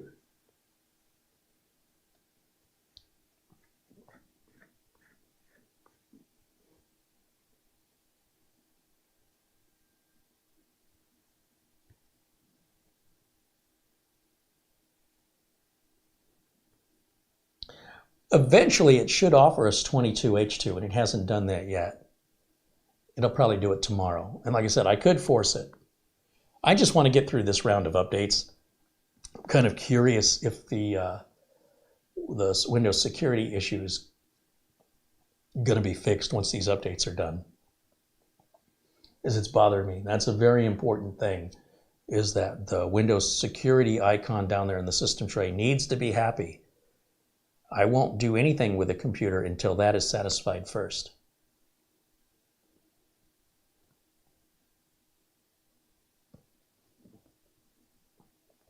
Brian Henry says he bought a Minisforum Desk Mini UM350. He's had it for a year and it's great. You just make sure you clean the dust out of it. Good tip. And you shouldn't have to open it to clean the dust out of it. You should be able to blow air through the vents and it should just all come right out. If you want to open it and do it that way, it's more thorough, but not necessary. Bob R says, Carey, will I be using this PC for my own use? I will not. It's, if I'm going to have a PC here on the bench that I can refer to during live streams, like instead of doing the Windows capture thing I'm doing, it's a hassle for me to do the Windows capture because like when I download a BIOS and I'm capturing the browser page, the minute I have to open up in Windows Explorer or File Explorer, I'm not capturing that window. So then I have to go back into OBS and change it again. Now, if I just took the output of a desktop computer and did everything, going to the BIOS and downloading it on the desktop computer, then I'm capturing the entire screen. And I don't have to worry about any confidential information being accidentally exposed if I capture my whole screen. Not that there's much of anything on there, but there's projects and things I'm working on that I prefer to keep my cards close to my chest so people don't know what's coming. And I would prefer that computer to be much faster than what this is. Much faster in the sense of updates. Browsing the internet's going to be the same speed, But this kind of stuff, waiting for it to update, that's got to be done monthly. I will not use this computer myself My needs are beyond that. If I was going to use this computer, I would use it as a home theater PC. I'd put it onto a non-smart TV. I have an old Sony Bravia that somebody was throwing away, and I was at somebody's house and their power supply died, and I replaced it. And they said, oh, that's fixed. You know, I diagnosed it, replaced it, it's all working. They said, what do we owe you? And as we were discussing that and they were getting their checkbook out, there was a big flat screen TV by the door next to a dresser. And I said, are you moving? And they said, oh no, we got a new TV because this old TV doesn't have Netflix and stuff on it. I mean, they could have bought a Fire Stick from Amazon, but whatever. And it's heavy, it's really heavy. But it's still a flat screen. And probably HD, not 4K. I don't watch 4K, so it doesn't matter. And they said, oh, we're trying to get rid of it. Oh? And they say, yeah, we're trying to get rid of this dresser. I bought it at an antique store and I really don't have any room for it. It's a beautiful dresser. And I thought, over at Studio B, I don't want to spend any money on furniture. So if I can just get that little dresser, put the TV on it, and I'll put it in the bedroom, and I'll have a TV in the bedroom. There's no TV service here, but I'll get a Fire Stick, which I did, and hook it up to the Wi-Fi, and I'm good to go. So I said, if you want to give me that dresser and that TV, you don't have to write me a check for anything. And they said, are you sure? I said, that's a deal. Are you kidding me? And you don't have to lift it. This is older people, older retired people. I said, it's good exercise for me. So I picked up the dresser and I put it in the van, and I picked up the TV, and this is when I had a van, and I put it in the van and I said, thank you for the deal. And they said, thank you for the deal. And then I took the dresser and put it in the bedroom here at Studio B, and I put the big Sony Bravia TV up there. Whew, that really should have two people to lift it, you know, but I'm a tough guy. And it's been working great ever since. You know, all I did was exchange a power supply, which was nothing for me. Of course, they didn't know what was wrong. Not only did I know what was wrong, I had the part to switch out. They were ecstatic. They're like, thank you for getting this junk out of our house. I'm like, thank you. I didn't want to have to buy a dresser and a TV and, you know, end up having to move it or whatever. When I get kicked out of Studio B, then I could take it or not take it. It won't matter because it didn't cost me anything. But it's not a smart TV. So if I put a little HTPC up there, that's way better than an Amazon Fire Stick. Like if I'm trying to play an encoded X265 video, it stutters, it's bad. But if I do that through a PC, it'll play smooth. It's not a Wi-Fi problem. It's the processor on the 4K Fire Stick isn't good enough to decode H265, at least not for me. So if I were going to use a mini PC like this, I would still want it to have more power. Once again, because the updates take a while. And I wouldn't use it very often. I don't watch TV very much. Twice a month or something, I might fire it up. So yeah, so these are sent to me and I review them.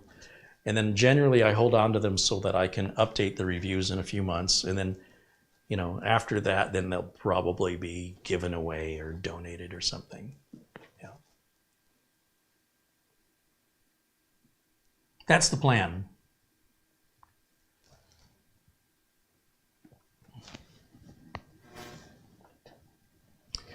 Let's see, is this thing, what's this thing doing? Go full screen because I still can't. It seems to be stuck on this particular download for some reason. Well, I'll tell you what, while we're waiting on that, I'm going to just close this and I'm going to grab my utilities flash drive and I want to see how fast the internal storage is on this. I imagine it's probably SATA speeds, you know, probably around 500 megabytes per second. If it's anything better than that, I'll be pleasantly surprised. And then what else do we want? I will put VLC on this, so we'll drag this out. And I'll put my optimizer on there. And my optimizer doesn't do anything that's not essentially Microsoft sanctioned. So we're not doing anything kludgy with it, unlike some of those other system utilities. Everything my optimizer does, you can do by hand. And then if we look at, we could look at the temperatures of this system, see how hot it's getting. It's not a very fast processor, so I can't imagine it's going to be very warm. Again, unless we're blocking the air vents. And then crystal disk mark is the main reason I went in here, and we're going to grab that. And while it's not necessarily fair to run crystal disk mark while it's downloading updates in the background, I would like to get this done sometime today. So, oh, and I'm on the D drive. I never pay attention to this, really.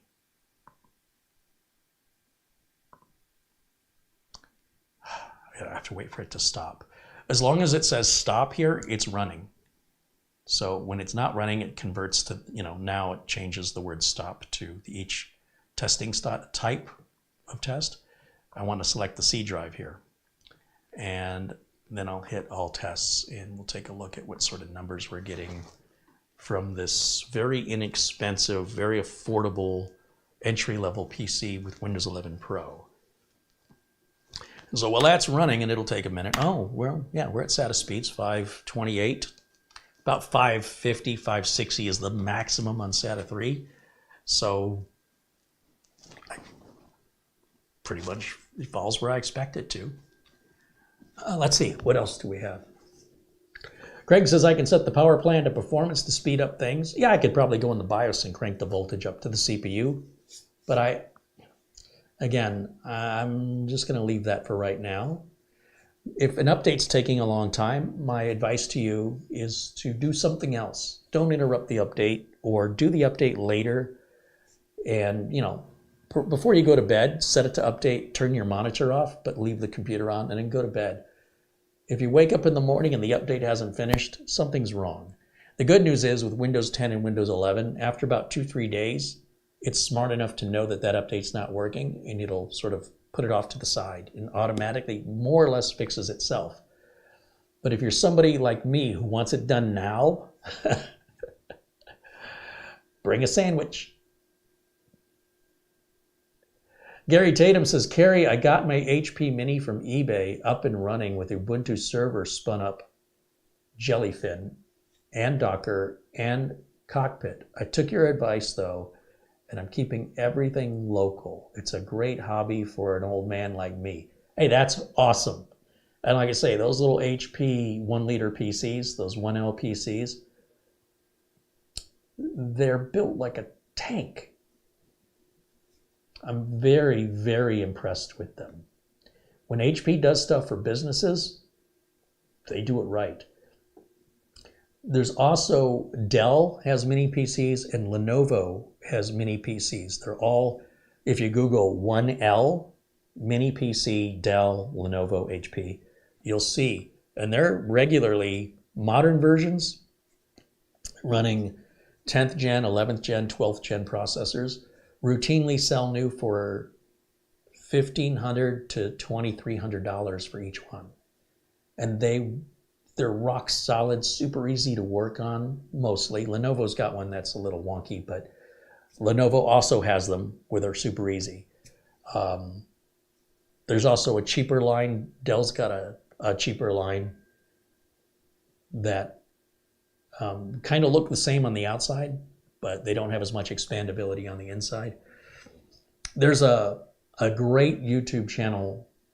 In fact, you know what? We can do that while we're waiting here. The score on that, and I'm only interested in those two top scores, 538 maximum sequential read speed, 482 maximum sequential write speed is the best performance under ideal circumstances you're going to get from that internal drive. And I think that's wonderful. I think it's great. So let's do this. Let's go to, let's see, full screen. And I think I'll stop the rest of these tests. Well, we'll let it finish because some of you might be interested in these other tests. But again, this isn't a machine designed to race it. It's not designed to benchmark it for, achieving world record speeds unless you're considering price. I mean, nothing bothers me more than watching somebody compare mini PCs but they don't mention the price between them. They only talk about the performance. Well, this one's faster than that one. Okay, but what's the price difference? You know, they'll oh, I bought this cheap one off AliExpress. Well, great, what's your warranty? How are you ever going to get support for that? What if it breaks? What are you going to do? Oh, well, everybody knows you can't send it back. No, everybody doesn't know that. You're not making it clear in your video. You're making it out like that's such a great deal, but at what cost? And then you're telling me this machine is faster than that machine. They look identical, but you haven't mentioned the price. So therefore, one could conclude these all cost the same. They all have the same support because you haven't said otherwise. It's a massive disservice to their viewers. Please be aware when you're watching the review videos and the comparison videos. What's the warranty? What's the price of each product? All they're doing is they're looking at the numbers and they say, this one's got better numbers. Well, I'll bet you that one has a higher price. I'll bet you. Oh, wait a minute. You're telling me if I spend more, I'm going to get more?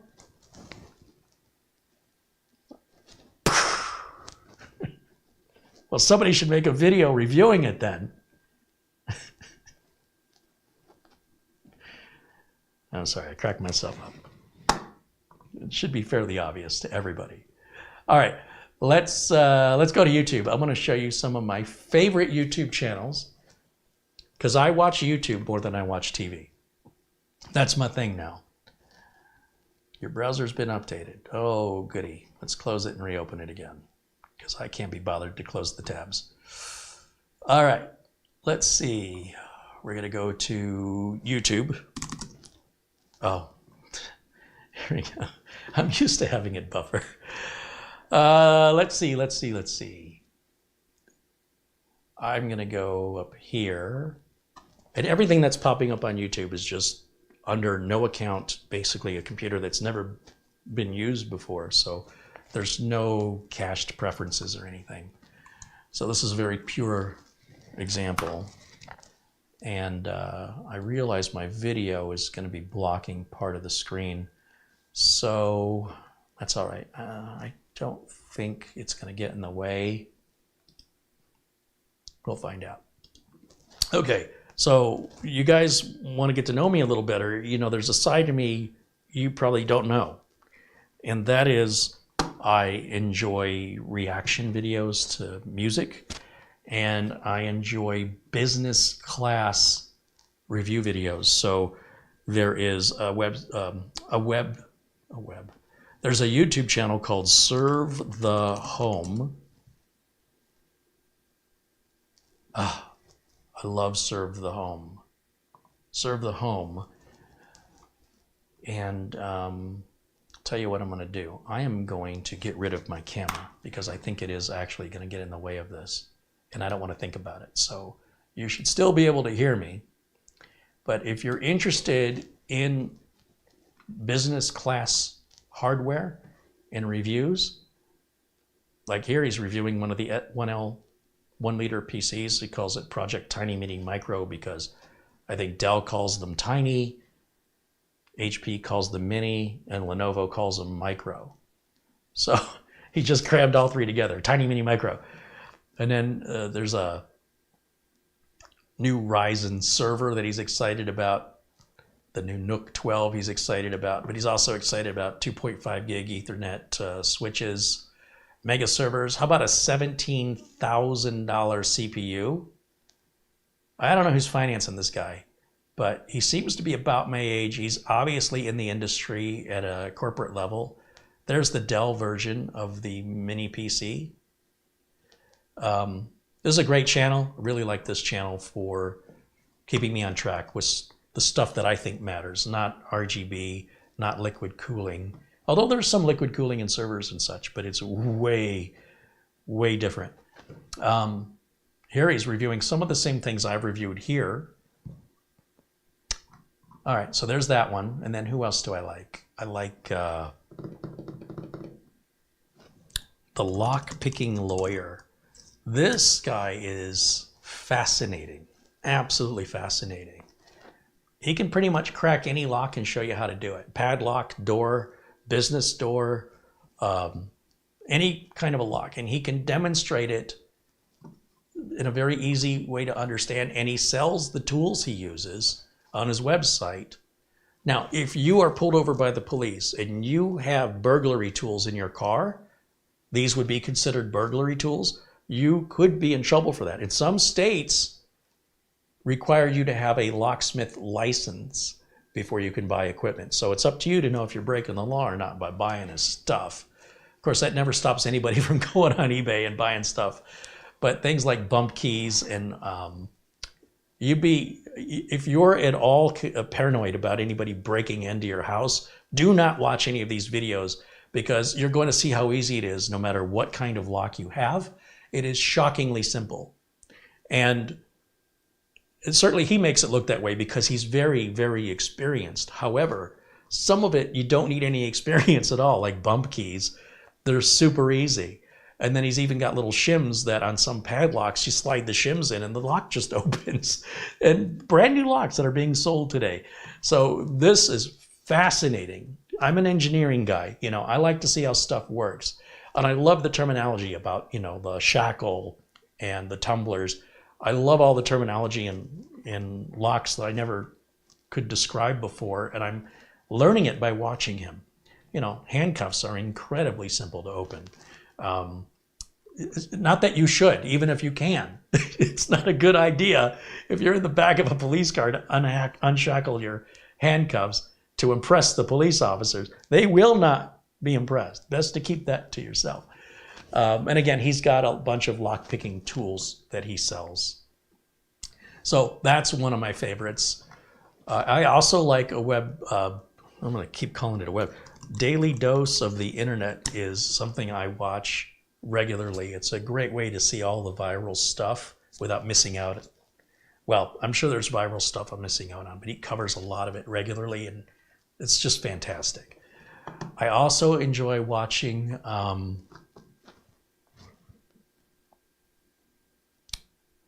boy, doing this off the top of my head, I'm used to seeing a list, that comes to me automatically. I enjoy watching live Windows training with Doug Betts. If you're familiar with the channel, we've had Doug on a number of times. Doug's got a much smaller channel that I think deserves far more views than he's getting, and I'm sure he'll get there in time. You'll see he's up to show 186 here, and he's very much interactive with his audience.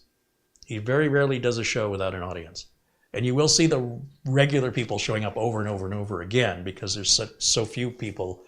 But he helps people live solve a problem and shows the process of doing it. And he's been in the business over 30 years like me. He's the guy that bought the Big Beast build, and that's what's behind him that he's streaming with. And show the love there for Doug Betts. Let's see, who else do we have? I love cooking with Mama Gina. That channel is called Bon Appetiti. If I could spell it. There she is. B-U-O-N. Anyway, you get it close like I did in the YouTube search. This woman is amazing. She's an Italian immigrant, like a first-generation Italian immigrant living on the East Coast here in the U.S. And she's cooking everything the way she was taught when she was a little girl growing up in Italy, or even a young woman in Italy, and cooking for a very large family.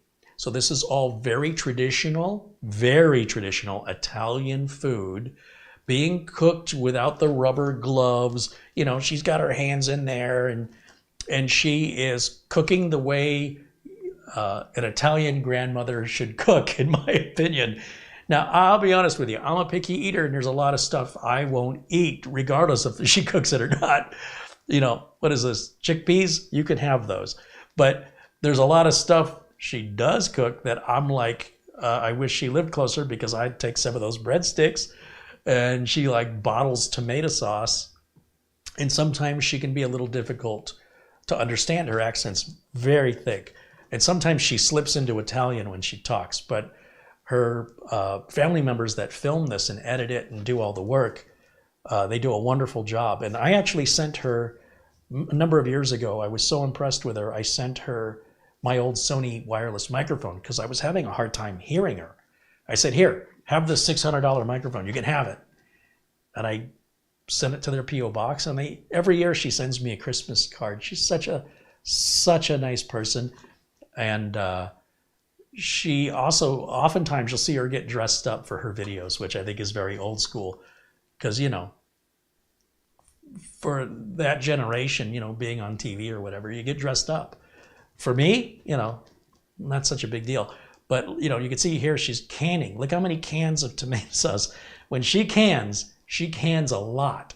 And then she gets the tape with the date, puts it on there. And, you know, obviously she's not doing this to sell it. She's doing it to feed her family. And she doesn't want to do it every day. So when she does it, she does a lot of it, and it'll last for months. And I love the authenticity. I love there's no preservatives and unnatural ingredients. It's all very real. I'm sorry, my mouth is watering just looking at this. And she does have a cookbook on Amazon, Cooking with Mama Gina. Buy the book, support her. She's amazing. When I met her, she had fewer subscribers than me, and now she's way ahead of me. And you know what? She deserves it. That's nothing. I expect that's probably going to double in the next year. The cooking like that, just where do you find that anymore? Who else do I enjoy? So I enjoy reaction videos. So there's a couple of big ones, especially if we're talking about music videos like, I don't know, NXS from the 80s. You'll see these folks, they're very popular if you're into reaction videos, Rob Squad Productions. And sometimes you'll see vocal coaches. So Rob Squad, boy, oh boy, they really have that search engine optimized, don't they? There's another couple called Brad and Lisa. Is that right? No, Brad and Lex. And Brad and Lex remind me a lot of Rob Squad in a lot of ways. But they review or react to a lot of music that I like. So I really enjoy watching those if I want to see somebody listen to a song for the first time from the 1980s that they've never heard before and see if they get it. You know, I just think that's a lot of fun. And then, you know, there'll be, there's some young girls that look like they're having fun, and I wish that I was that age and I could have been doing it, called Dana's Faith. And it's cute because they're so young, you know, and they they look so young to me. I guess I'm getting old because they look like they're not even teenagers. I'm sure they must be teenagers. And they listen to a lot of different stuff. And I'm just so thrilled to see how open-minded they are about old people's music, you know, from what would have been my perspective at that age. And I'm just amused by it. I also stumbled onto this young man building computers. What's his name? Kenny?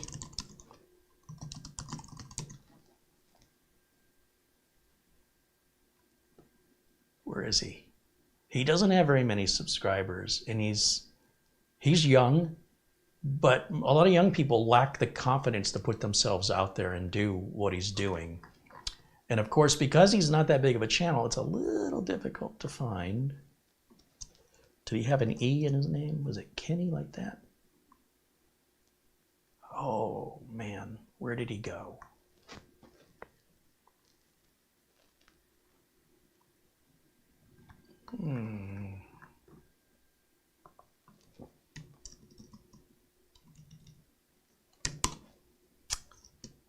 Trying to think what the search words would be.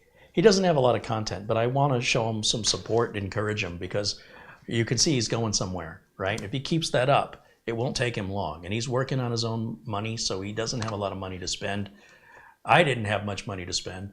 Hey, there's Network Chuck. I enjoy watching Network Chuck. If you want a taste of business level stuff that you can do at home, he covers a lot of that. And it's very heavily edited, scripted. It's very, very good. The guy loves his coffee and he talks a million miles an hour. You think I talk fast? Holy cow. This guy throws information at you and it's nonstop and it's wonderful. I love it. What else?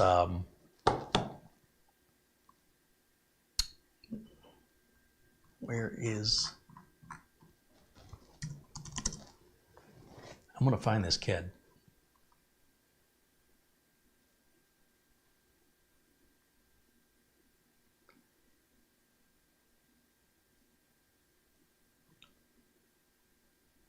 Bitwit. Yeah, you got to love Bitwit. He's hilarious. They're very knowledgeable. I can't find him. I'll have to look it up and add it to the show notes later. I stumbled on it last night or the night before. I was very impressed. You know, he doesn't have a microphone. He doesn't have, you know, a big budget. And he's putting himself out there, which is, you know, opening him up to who knows what potential bullying at school, right? Because, you know, heaven forbid he's doing something the other kids aren't doing. And I'm just imagining, I don't know, but I know that would have happened to me if I did it. So I want to show him some love and support. Let me take a break from this for a minute and just see what's going on in the chat here.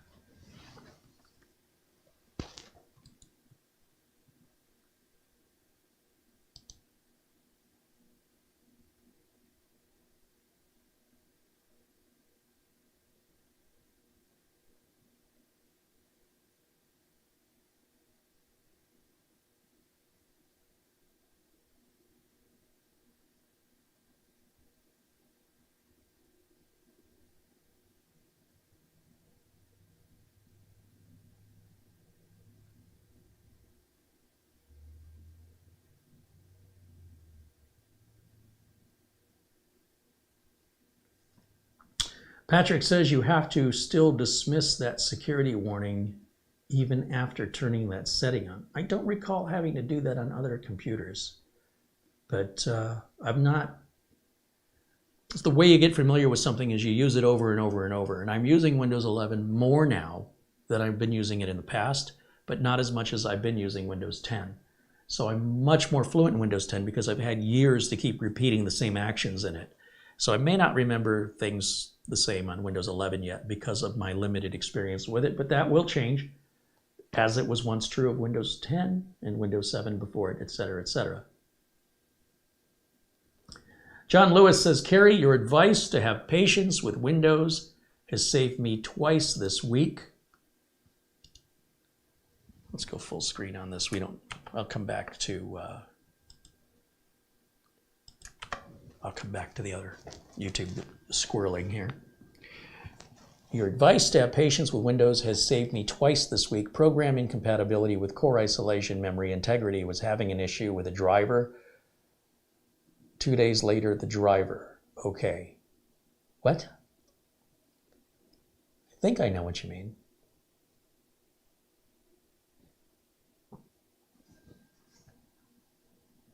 Don't watch She-Hulk. That got bad reviews. I don't choose to watch something based on reviews because it's not costing me any money.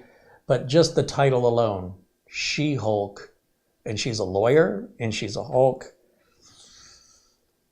You know what? I just can't get on board with it. I think I'm just too old for finding that relatable. What's the other one? There's a new Batman, and it's all like it's supposed to be the children of Batman and the Joker, and they're all basically the same as their parents. It looks incredibly stupid. But I also know I watched incredibly stupid things when I was younger that there's no way I want to watch today. I mean, I spent hours watching Speed Race or Johnny Sacco and his flying robot, Ultraman, and they're terrible. They're so unbelievably awful. Never mind the terrible special effects. They did the best they could with what they had. That's not the problem. The problem is the stories are so stupid. But in many of these, the kid is the hero. Speed Racer's a kid. Johnny Sacco's a kid. There's kids that are wearing uniforms that are being put in harm's way in battles in Ultraman. That would never happen. But as a kid, right, you're like, oh, there's a kid like me, and that kid's saving the day. I like this. As an adult, I look at it and go, that's really stupid and irresponsible. Never mind the special effects. It's a terrible script. But, I imagine kids would be watching other kids and shows and feel that those are good because they're relatable, right?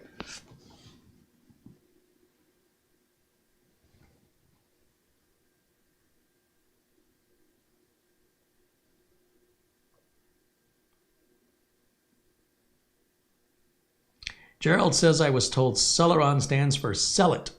This is still true. Again, there's some people who are just elitist, right?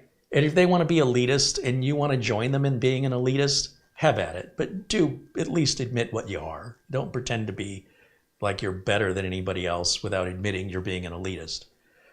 If a Celeron's not good enough for you, that's acceptable, right? But it doesn't mean it's not good enough for anybody. That's just pompous. And it's also very discourteous and disrespectful. So they don't make a Celeron anymore. Pentium and Celeron names have been retired currently, and they refer to it as the letter N. So if you see that the processor is an N followed by some numbers, that is the replacement brand name for Celeron and Pentium. But it's still just a name.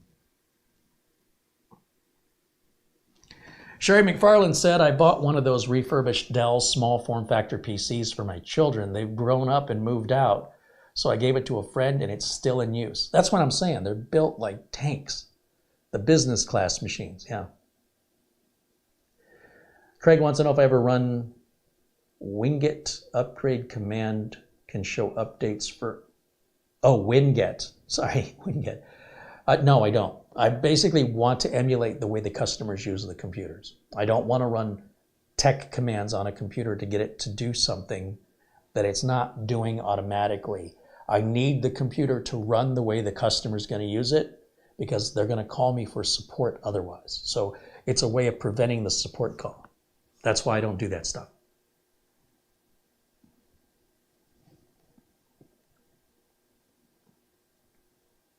Would an Amazon Fire TV stick work if plugged into a computer? No, because it's a video output, and your computer is a video output. You'd need a video capture device for that to work.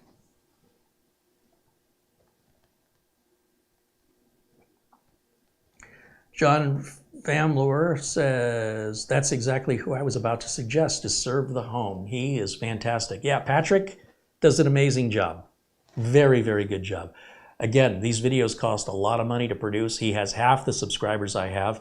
Plus, they have a website with articles. I don't know who's financing all of this, but I can tell you it's not coming from YouTube. There's not enough money there. So I know he has paid subscribers, and that helps pay for some of the equipment, but he's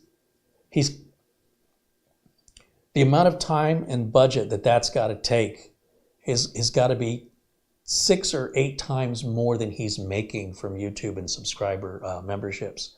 So somebody in the background is financing all this. And I don't see any way to reach out to him. They basically say, if you want to talk to us, go to our forums. And he keeps saying us. So I don't know if he's working full-time as an administrative tech and he does this on the side, or is this being financed in some way by a larger corporation. I can't make heads or tails of how this is getting paid for. Is this a one-man operation? Is he doing his own lighting and his own camera work and his own editing? I don't know. Sarge Tech says, Carey also likes running on empty, report of the week. Yeah, review bra. I'll get to that. Thank you for reminding me. I don't watch him that often, but from time to time.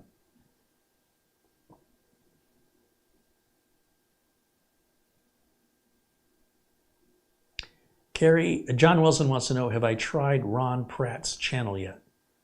It doesn't ring a bell. Sarge Tech says, my multi-lock can't be bumped.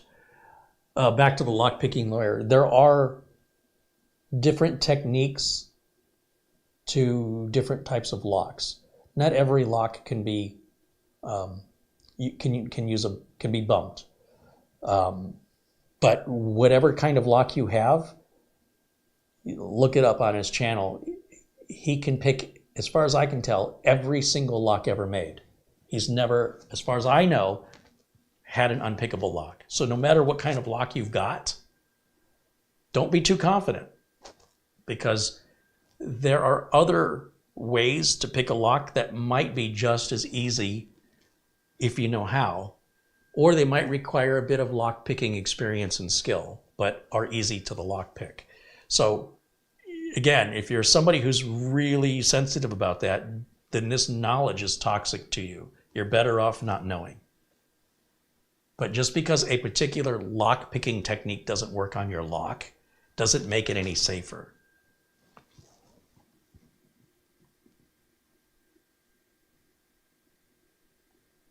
Brian Henry says, my daughter and I built her a computer for Christmas and loved it. We might build a 486 MS-DOS machine for a bit more challenge for her. Sure, why not? Gary Tatum says, did you check out Mr. Video reacting to Billy Idol's Rebel Yell?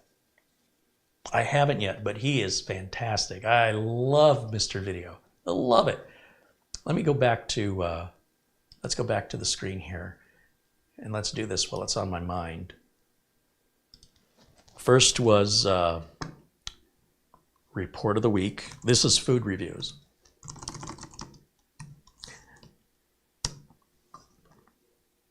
This guy's fantastic. He wears a suit that's about 2 times too big. I think he's in his mid-20s. Very genuine and very honest and very sarcastic. The sarcasm is delivered in such a way that if you're not listening, you're missing the joke. He doesn't change his tone. So you really have to listen to what he's saying, and you have to know that he is intentionally being funny. And it's hilarious. He's very, very good at it. I love his sarcasm. I just think it's awesome because he does it in a way there's no tonal change in his voice. So it's coming across very matter of fact, like everything else he's saying, and you must pay attention or it goes right by. I love details. And then if we look up Mr. Video, this guy, oh, he is so good. Mr. Video. Now, in particular, like his video shorts and stuff I'm not into, but I really like his reaction videos. So when you go to a YouTube channel like this and you click on videos and you're looking for something specific, there's a little magnifying glass and we can just type the word reaction and that should separate out his non-reaction stuff. Now, one of the ones that I really enjoyed was Mr. Video doing a reaction to the Gorillaz song called Dare. And, you know, I want to be careful. I don't want to give myself a copyright violation, but he's very animated and he is hilarious. It's not safe for work. Some of his language is a little rough, but he's hilarious. And his reactions seem very real. They don't seem contrived or faked. And yeah, I think he's out of Chicago. This guy is fantastic. He's a great entertainer. All right, what else was I going to look up? There was a few more here. There's a guy called Reacting to Reactors Reacting. This guy's fantastic. This guy is very, very passionate. Right here, Reacting to Reactors Reacting. And as much as our good friend Mitch Morrison loves the band Toto, well, this guy loves Level 42. So if we type in the word Level 42, look how many videos he's got about this band Level 42. He loves this band. And when a big reactor, you know, somebody who's got a big following, finally reacted to something about you, he wanted to share that with his audience. And he had a box of Kleenex to wipe the tears away from his eyes, that he was so happy that even though this is not Level 42's best song, it was their most popular. And now it's being introduced to, you know, 18, 19,000 young people potentially that have never heard the song before. So, you know, the band members are in their 50s and 60s. They're not going to live forever. But now their music gets reintroduced from these reaction videos to a whole generation that never heard it and can continue to love that song. So if we look at here, he's talking about reacting to how reaction videos are being done. Like some people, they don't react properly. They're very stoic, and it's like, what's the point, right? So when he saw this larger channel react, he was so happy because he thinks their reactions are genuine and accurate in what they're assessing from the music. And I think it was this guy here who's pretty popular that did it, that he was referring to, I think. Oh, we gotta watch an ad? Never mind. Anyway, the big reaction channels, like, was it JVTV? And there's another guy I really like. His name is Derek Reacts. He listens to a lot of the 80s synth pop that I like. This guy's fantastic because of the kind of music he's reviewing. So if we type in Derek Reacts and synth pop, there's a bunch of 80s music in here that I love. Bizarre Love Triangle by New Order, The Fix, Soft Cell, Yazoo, or Yaz, depending on what country you live in. It's Yaz in America, Yazoo in England, I think is how that worked. Kraftwerk, In Excess, Phil Collins. Anyway. Oh, Mr. Video did Yazoo as well.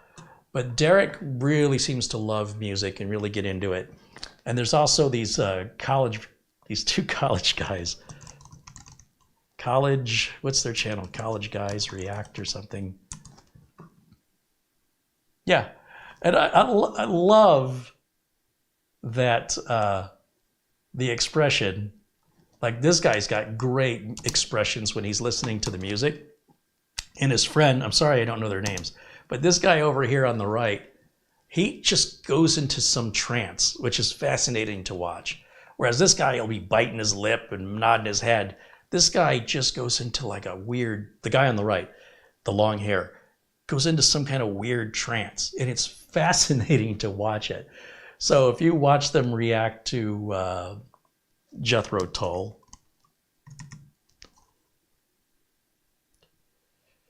let's do Locomotive Breath. Watching them react to this warms my heart. That's just the facial expression, the fact that they've never heard this before, supposedly. And the music, it starts out very slow. And then suddenly the music ramps up and it starts to become very rock and roll. And you'll see the expressions, like he's smiling as it's bringing such joy. He's never heard it before. And then all of a sudden you'll see their head nodding becomes more aggressive because the rock and roll has started, you know. And it just brings me joy. I just enjoy seeing that, you know, vicariously through other people and remembering that I once felt that way the first time I heard that song too. So it's like you have sort of a bond with somebody you've never met. When they like something you like, nobody wants to hear, oh, you like that terrible artist, you like that terrible song. Nobody wants to hear that. People want to hear that you like it too, and we can share this thing that we like together.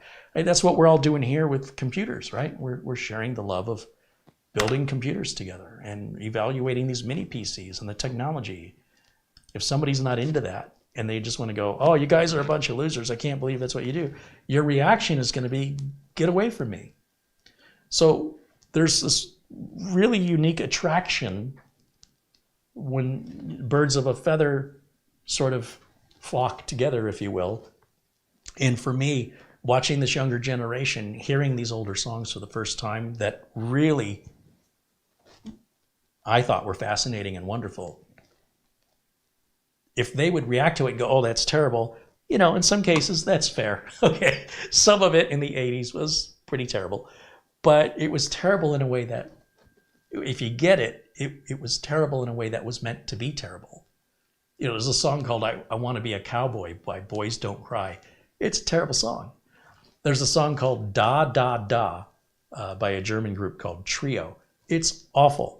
It's supposed to be awful. It's sort of a tongue-in-cheek twist against the man and society and conformity. And it's hilarious if you get it. And what's amazing to me is some of these young people who weren't brought up in that era, some of them get it. Some of them don't, but some of them do. And all that just makes me happy. I'm like, oh, there's hope. It's not like when I was growing up, my dad would listen to Elvis and Bobby Vinton and Bobby Darin. You know, he listened to Love Potion #9, and it just over and over and over and over again. And I hate that music. I hate it so much. If I never hear an Elvis song again for the rest of my life, it'll be a day too soon. So it's because it was a constant. My father did not really listen to modern music, maybe Hotel California, but anything beyond that he wasn't interested. He wanted to stay in the 1950s and just never left that box. So for me, it got tiring. And the music is flat. It's all mono. They hadn't invented stereo yet. It's not very dynamic. You don't really hear drums. It's kind of in the background, you know. But, you know, in the 80s, and they really took advantage of the stereophonic sound and synthesizers and electric guitars. That all started in the late 60s, and things got really poetic in the 1970s, more or less. And in the 80s, you know, we went from all this serious anti-war stuff and these sad ballads by people like Gilbert O'Sullivan, and I don't know, so much of it's so sad, but beautiful music. It's just sad. And then in the 80s, it was like a rebellious concept of let's just have fun and make songs that are nonsense because life is short and we should have fun, and there's no political message, there's no anti-war message, there's no message in the song other than she blinded me with science, or, you know, synth freestyle music, which was just a rhythm to get you dancing. So artists like Nancy Martinez and Expose and New Shoes, Nushooz, New Shoes. The lyrics are meaningless. I mean, they have meaning. What you do understand what they're saying. They're not non sequiturs just to rhyme words. But they're meaningless in the sense that it's let's party, let's have fun. And you'd get a little bit of that from time to time on the radio. We'll hear Who Let the Dogs Out, or Let's Get This Party Started, or, you know, LMFAO will do lots of fun stuff like that. But the 80s was solidly, you know, that was a big piece of 80s music. And you still had your rock and roll bands like Foreigner and Styx and AC/DC, and a lot of these bands were carrying over from the 70s, the late 70s, that were still making music in the 80s. Billy Squier, great rock and roll music, by the way, that I think bands today have a hard time competing with, quite frankly. But I wonder if I'm biased, because that's what I grew up with. But then I go and watch these reaction videos and I get reaffirmed, no, those songs definitely had something that has staying power. Not all of them, but a lot of them. And then other songs have all been but forgotten. Songs that were momentarily on the charts, and they might have been culturally of the time, where kids today aren't necessarily going to get the references in the songs. And I think it's a shame when artists do that. When Eminem calls out specific celebrities in his music, a lot of kids today don't know who he's talking about. Maybe he's talking about Moby, or he's talking about, what's the guy's name, Durst? And he's having a beef with somebody, he's having an issue, and he's talking about it, and he's calling him out. Kids are like, who's he talking about? Doesn't mean anything. And if you go back and they did that in the 80s with a bunch of songs, you don't really hear Pac-Man Fever being played on the radio ever. You know, it's too cultural of the time, and it doesn't age well. But there weren't that many songs like that in the 80s. A lot of it still sounds great today. Everything Duran Duran did, I think, still sounds great. NXS, still musically, poetically amazing. And some of these kids grow up never hearing that music. So when they hear it for the first time and make a video on it and they like it, oh, that tickles me. So not everything I watch on YouTube is all computer related. Some of it's just for fun. Funny or Die is a fun site. Between Two Ferns with Zach Galifianakis. I don't know if he's still doing it, but oh my gosh, it's so terrible. It's so terrible. And to see these big celebrities, whether it's Brad Pitt or Bradley Cooper or President Obama, endure his insulting questions right to their face. Jerry Seinfeld and people you think would never tolerate being talked to the way he talks to them. But they know what they signed up for. It's not really a surprise, and they just, they get all ticked off and upset. But they're not really. They knew what they signed up for. And you're like, I can't believe he just said that to somebody. Oh my gosh. I find that level of humor so offensive. I love it. Like, if you can totally offend somebody, but you're doing it in a way that is intended not to bully them, but it looks like you're bullying them, but they know they're on board with it. It's not like punked. It's not like someone's being surprised. They pretend like they're surprised, but they're all in on it. That is so amazing. To watch somebody that you think would never do that, would never tolerate that type of in-your-face insult. And yet they do. And it's just hilarious. It's those moments where you're like, I just can't believe he said that. Even though they're in on it, they don't necessarily know what he's going to say, but they know it's going to be brutal, and they agree to do it. And boy, oh boy, sometimes they'll get upset and storm off, but it's all part of the act. It's hilarious. So I'll enjoy watching that. And, those are more professional productions. There's a series called What If Google Was a Guy? Oh, gosh, those are hilarious. What If Google Was a Guy? If you haven't watched those, they're pretty old now, but classic.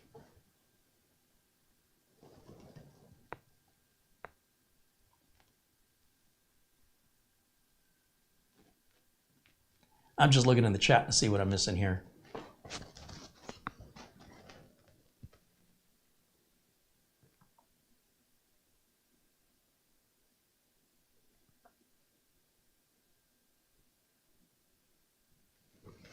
Dom says, he's changing the subject, I heard they want to stop and put limits on AI, artificial intelligence, because it's too smart and it could cause harm to us. Well, the harm is in the ability to keep the reins on it, to keep it controlled. Because bots have the ability to learn at an amazing pace. You blink your eyes and it's 3 times smarter than it was before you blinked your eyes. It's that fast. And so you can create artificial intelligent bot swarms with very little computing power these days. And you can essentially flood a website with false information appearing to come from different people with completely different sentences. It's not just copy and pasting, all agreeing on something that isn't true or can emulate a crowd of people, and you can't tell the difference. It's completely impossible to tell for the most part, unless you're an expert. So what ends up happening is if you can't keep it under control and it starts taking over the content on the internet, and we don't know what's real anymore, and it's so proliferate, it's everywhere, it becomes ubiquitous that now we can't tell real from fake, and it's gonna get worse. Like, that's just the beginning. So the idea is that when it's used properly, AI can be very useful, just like a screwdriver. And when it's used improperly, it can cause injury. So we want to, the people, generally speaking, they want to put some limits on it. And Elon Musk is very concerned, and I think rightfully so, that if we just let this be the Wild West and let companies do whatever they want and police themselves, it's not going to take very long for us to see a very ugly side of AI. And it's going to be very difficult to reel it back in. Once it's out, it's going to be difficult. So whatever damage it does is going to cost a lot of money, and it's going to be surreal. because you won't know if did that actually happen or was that all made up? And then when they tell you it was made up and in fact it was real, it's really going to put people in a bind. If you think telling what's real from what's fake is difficult now, just wait until AI swarms. When you have AI swarms and you can't tell them apart from real people and they're everywhere and people are everywhere, it all gets mashed into one big bowl and it's like, it's all the same. And all of a sudden now the only default is to never believe anybody ever. You're on your own. What a world that's going to be, right? Just don't believe anybody because you never know. That's where it's going to move to if they don't put some processes or rules in place to prevent it. And then you've got countries like China. You know, China doesn't like Elon Musk's Starlink because their citizens can theoretically bypass the government restrictions and have access to the internet. And if the government lets their people see what's going on and what they're really doing, they're likely going to have their own civil war.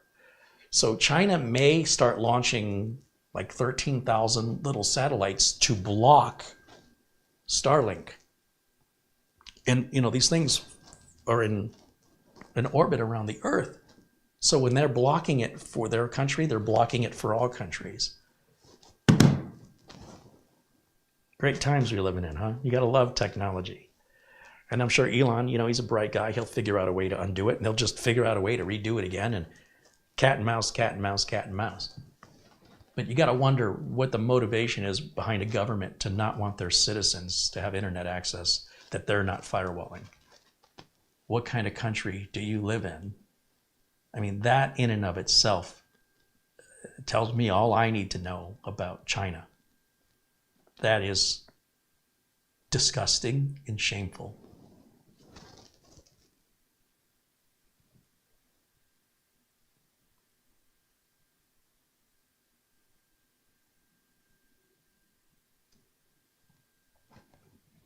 We could have a little fun with AI today. I've got the Bing application, Microsoft Bing, installed on my phone so I can use ChatGPT 4. And it just works automatically with Bing. You don't go to bing.com, you put the Bing app on your phone. And then you had to sign up for it. So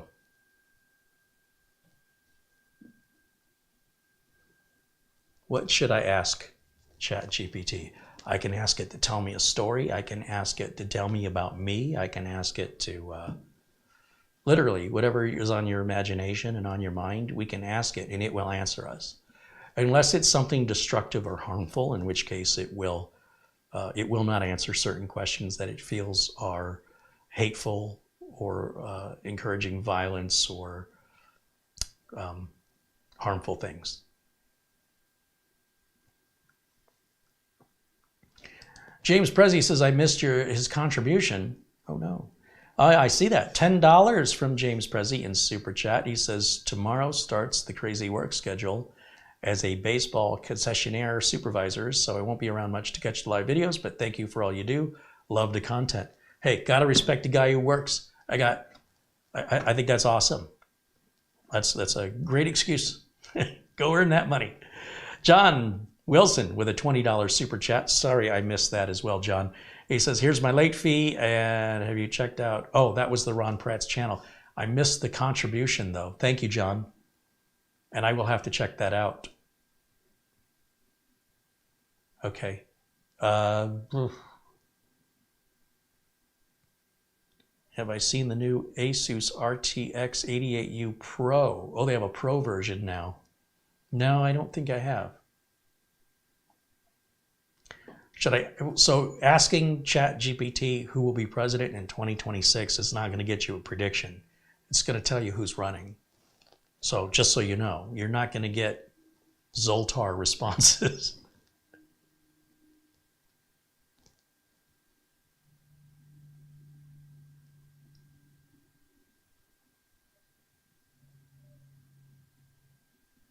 So yeah, so if you want to ask ChatGPT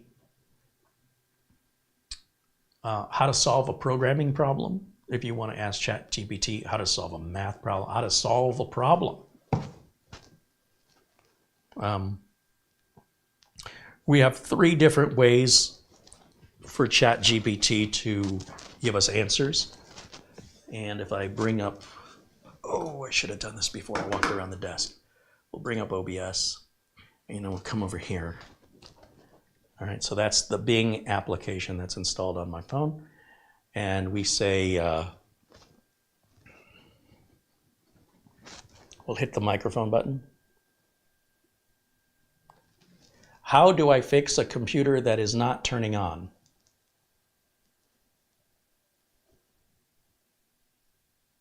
Searching for computer not turning on. There could be several reasons why your computer won't turn on. It could be a problem with the power supply or outlet, display issues, unusual BIOS settings, or malware. Here are some things you can try to fix it. Check if your computer is charging. Check if there are any loose cables. Check if your monitor is working. Disconnect non-essential devices. Check for beep codes. Troubleshoot the PC in safe mode. If none of these work, it might be best to take it to a professional for repair. So we could ask it, we could tell it to be more creative with its answers, more balanced with its answers, or more precise with its answers. So if you want to have fun, then you would type more creative. And then you could tell it to tell you a story. And the story can be about anything at any length of detail that you choose to tell it to do. So I'm just thinking of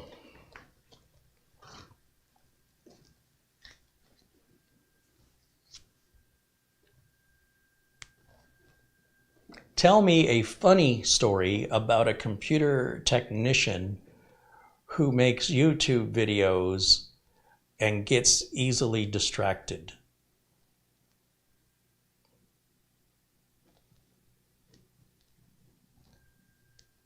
Okay, here's a funny story I made up. There once was a computer technician named Dave who loved making YouTube videos about his work. He had a channel called Dave's Tech Tips, where he showed how to fix various computer problems, install new hardware, and troubleshoot common issues. He had a loyal fan base of fellow tech enthusiasts who enjoyed his informative and humorous videos.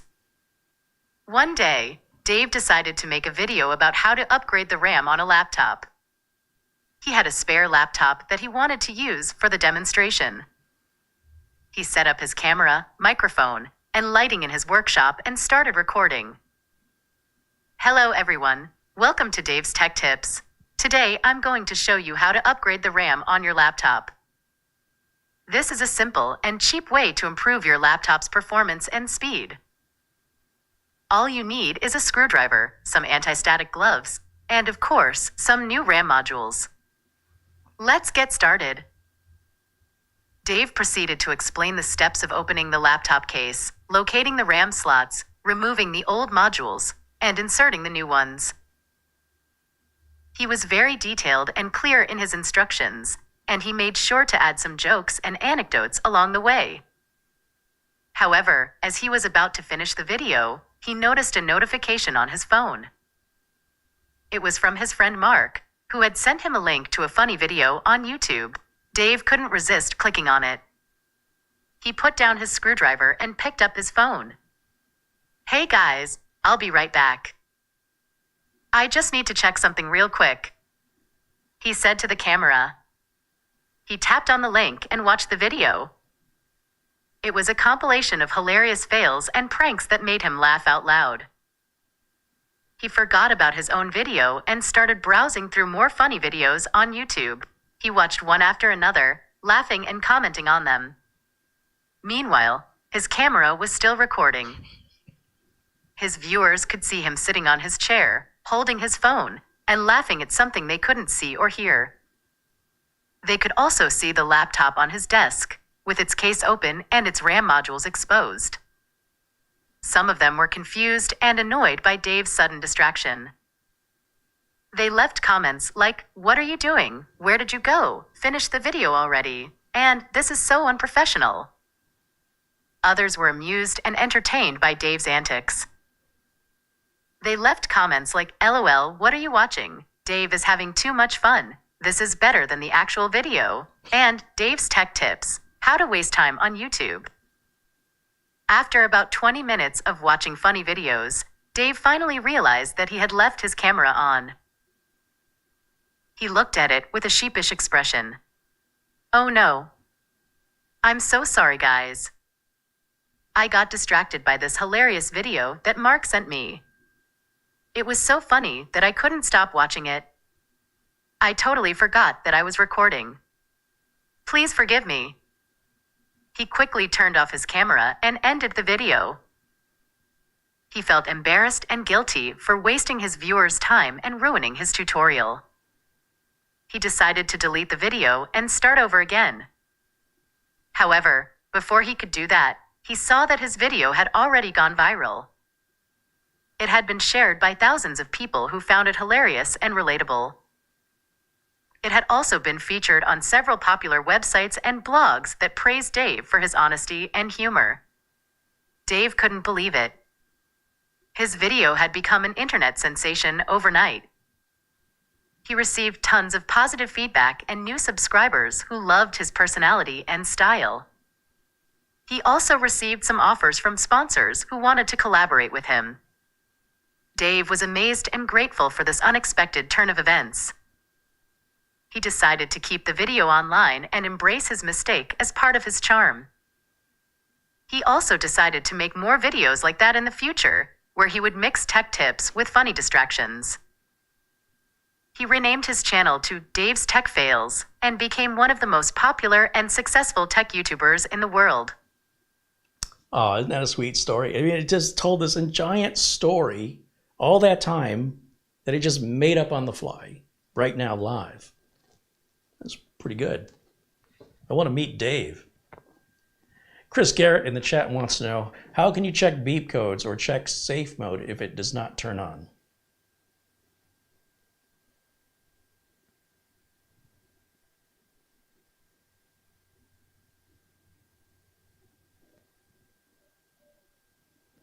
If your computer does not boot to safe mode, how do you check beep codes?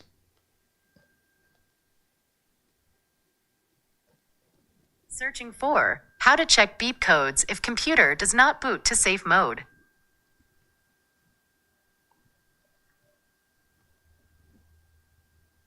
If your computer does not boot to safe mode and you want to check beep codes, you can follow these steps. Power on or restart the computer and listen carefully to the beeps. Write down the number of beeps and whether they are long, short, or of equal length. Also, make a note if the beeps repeat. Install a tool to determine the BIOS maker and then consult the appropriate online troubleshooting guide. Is there anything else you would like to know? No. No.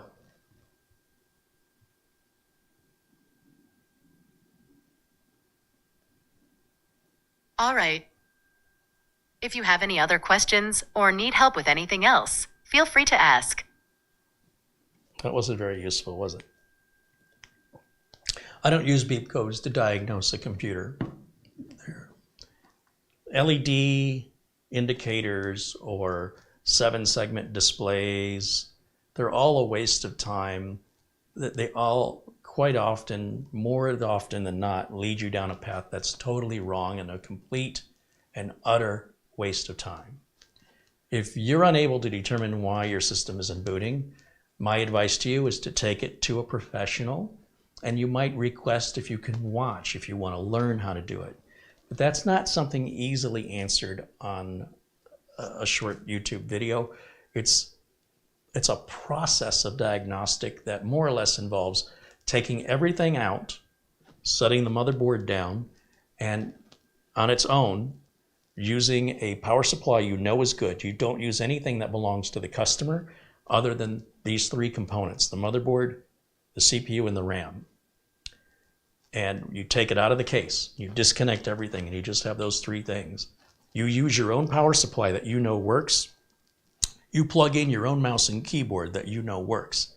The customer thinks that stuff works, but something's not working, and any of these things could be the culprit. You unplug everything, every USB item, every cable, every wire, every storage device. Take it all out. Motherboard, CPU, RAM. Use a power supply, a monitor, and a keyboard and a mouse that you have in the shop that you know you just used on something else, right? So you know they're good. So those are not going to be the problem. And you turn the machine on and you see if it boots. If it doesn't boot, you're going to start with the RAM. And if there's more than one RAM module, you just take everything out but one, see if it boots. If it doesn't, there's no change, take the one out and replace it with another one. If it still doesn't boot, you'll use your own RAM module that you know is good and you'll put it in there. And if it still doesn't boot, you have a CMOS battery to take out. And to reset the CMOS, you might leave the CMOS battery out, check the voltage on it. Assuming we're using onboard video here. Otherwise, you'll have to provide your own video card. You do not use anything else that belongs to the customer, or that becomes a part of the equation. So all the parts you're adding, you know, are in fact working. And we're isolating, essentially, we're going to get down to the CPU and motherboard. So after checking the battery, the CMOS battery, to make sure it's holding voltage and clearing the BIOS out entirely, if the machine still won't boot with a known good memory module put into the motherboard, then you have either a bad motherboard or a bad CPU. Statistically speaking, 97 times out of 100, that's always going to be a bad motherboard. Very rarely do I ever see a bad CPU. But since the board and the CPU are purchased in a certain period of time, it can be very difficult once they stop manufacturing that particular model of CPU and board to find that age of a board. Or that if you do find it, it's more expensive or the same price as simply replacing it with the modern equivalent and upgrading the customer. And that's effectively all there is. It's incredibly simple if you have the tools and you know what you're looking for. But we isolate down to essentially the board and CPU and assure that the BIOS has been cleared and the BIOS battery is good.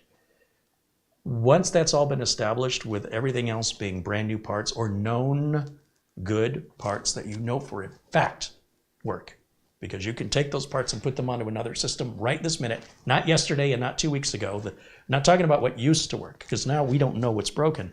We have to know for a fact that the keyboard, the mouse, the monitor, all that stuff, the power supply, must absolutely be certain that works. And a computer repair shop is going to have that stuff in abundance, you at home or not. And if you have to go and buy all that spare stuff, it's going to cost you more to fix it than to pay a professional. So, yeah, it doesn't make financial sense to fix every problem with a computer from a home perspective. Unless you're willing to spend that money on your education. If you're willing to put $600 into a computer and 20 hours of your time to fix a $200 problem that a professional can do in 2 hours or possibly even 20 minutes, you're paying for the education and the experience, and it's a bargain price. But if you're not interested in that, because it likely won't help you, unless you do that for a living, you're unlikely to ever see that problem again, and you're not soon going to need those spare parts you bought that you didn't use, or after you've used them for diagnostics, you won't use them again. Then don't do it. It's like buying your own front-end alignment kit for your car because you don't want to pay $100 to pay a shop to do your front-end alignment. So instead, you drop $2,000 on a front-end alignment tool, and then you spend countless hours learning how to use it, and then you align the front end on your car, and then you won't use it again for a year at the soonest. So unless you're a mechanic and you're going to be using that tool to generate revenue, or you're in a position in life where you're just doing front-end alignments for your friends and you don't mind covering all the cost of the tools and the education, I don't know anybody who does that, by the way. It makes more sense to pay the shop $100 and let them do it. You know, it's one thing to have the tools, and it's another thing to have the wisdom. Never mind the knowledge. You can know the theory of how to ride a bicycle, or how to play a piano. But it's not enough to know how it's done. You have to have the wisdom and the experience to do it effectively and efficiently and hopefully right the first time. And that only comes through an investment of the tools and of the time. So it's not reasonable, and not that you said it was, but just for people out there, just to set this message, it is not reasonable to conclude you can fix every computer problem you have by, actual repair.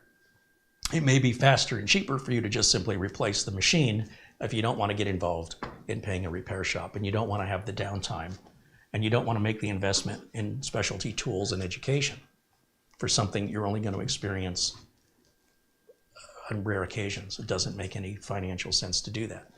So some problems, a lot of computer problems, end users can solve, the ones who are motivated can solve a lot of problems on their own. But there are some where you've got to know this needs to go to a shop.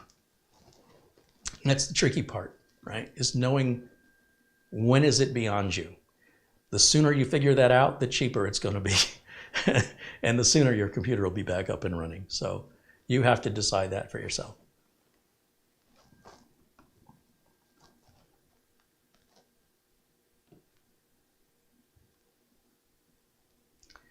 So looking back at this computer here, this is the Kamrui, the AK1 Pro. I want to get back to that. I was going to look at the heat before I got distracted with looking up some YouTube channels. There's a lot more YouTube channels I look at, by the way. This is just a little taste of some of the stuff I enjoy. And let's go to we got these results. Let's go to the temperature monitor, because it's been idling here for some time.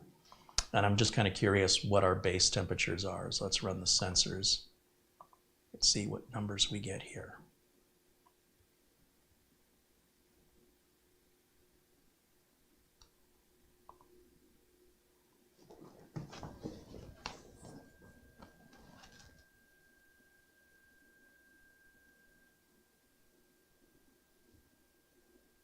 Where's my sensors?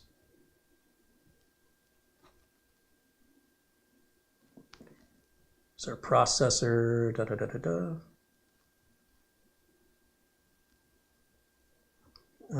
don't know where the sensors went. I'm gonna do it again. Let's close this out. Let me do it this way. I see I went summary and not sensors. That's my problem. I clicked the wrong clicker. Okay, so temp-wise, what are we looking at?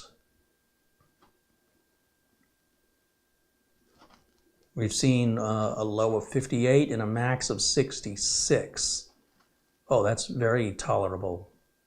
I wouldn't expect a low wattage computer like this is ever going to have a heat problem, and nor should you be using it so intently that, if you're causing this thing to run in the 90 degree or above the Celsius range, you underbought. That's like buying a little, what's a cheap little car?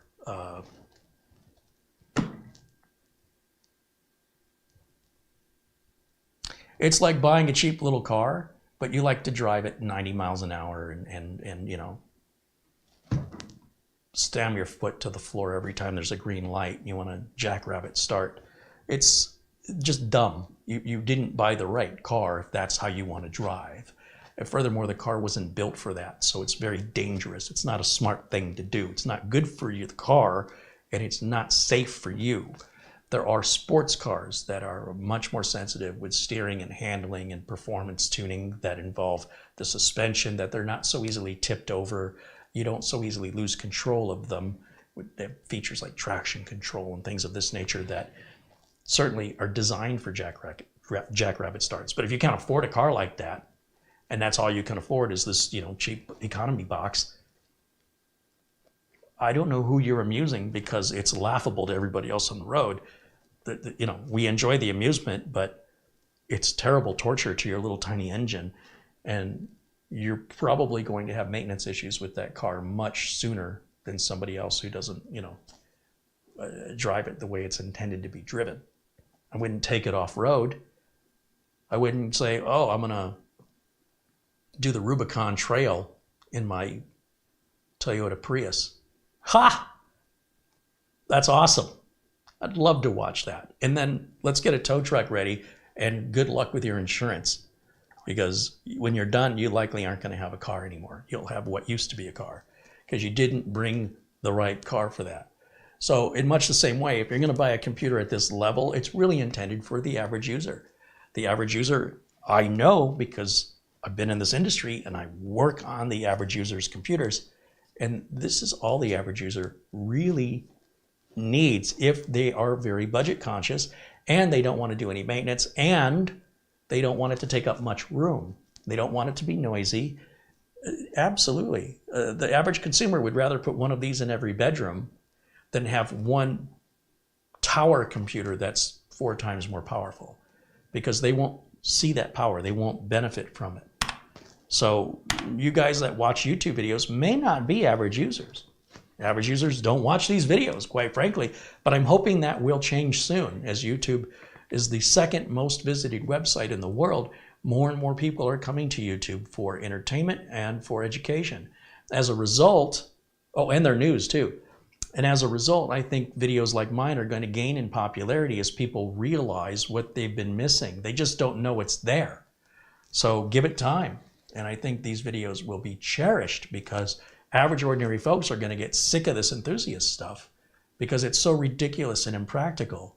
It doesn't really seem to serve any purpose besides boasting and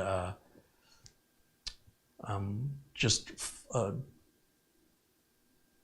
showing off, really. There's not a lot of humbleness in it. And there'll be a few professionals that may watch a video for doing work that requires high-end CPU work. But for the most part, that's all taken care of by a company anyway, unless they're starting their own company and they want a home computer. But that's like folks like Remus Computer Solutions.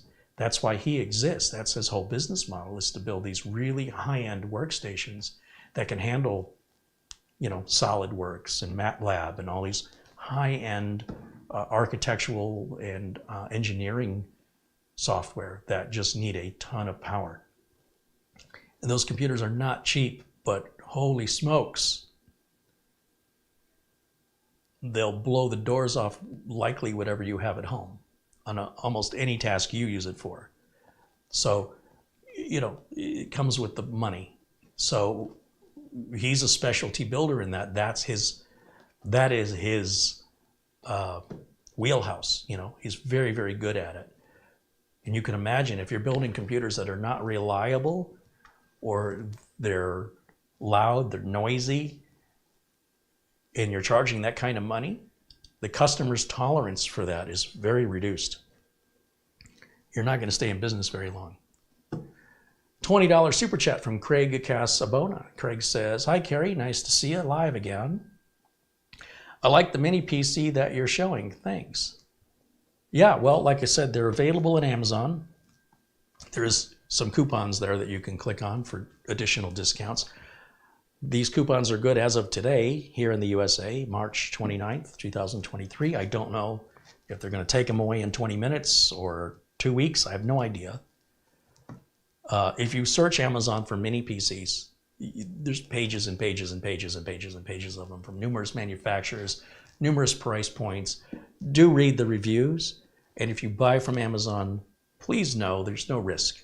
You have a 30-day no hassle return policy for pretty much anything at Amazon that's not food or consumable, like batteries and stuff like that. And even then, Amazon makes exceptions. But for stuff like this, if you don't like it, if you want to send it back, you don't even have to tell them why. Just put everything back in the box it came in. Don't leave anything out, because they're going to resell it if there's nothing wrong with it. And if they resell it and it's missing something like a power cable, it can't be used. And hopefully Amazon catches that before they refund your money. But sometimes they don't. And what are you going to do with the power cable anyway? It's not going to work on anything else. So be courteous to the next person and put it all back in the box.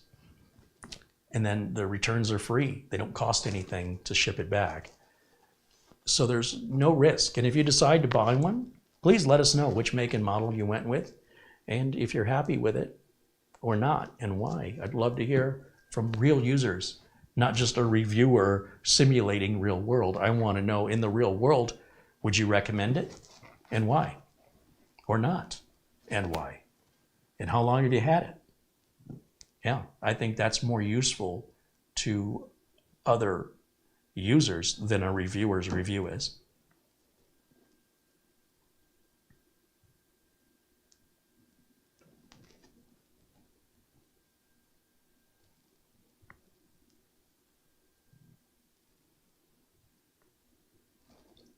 Starshine says ChatGPT can teach a topic like a tutor. I'm going to ask it to give me a Myers-Briggs test and see if it works. Hey, enjoy. There's hours of entertainment just waiting for you. As long as you don't have anything to get done today.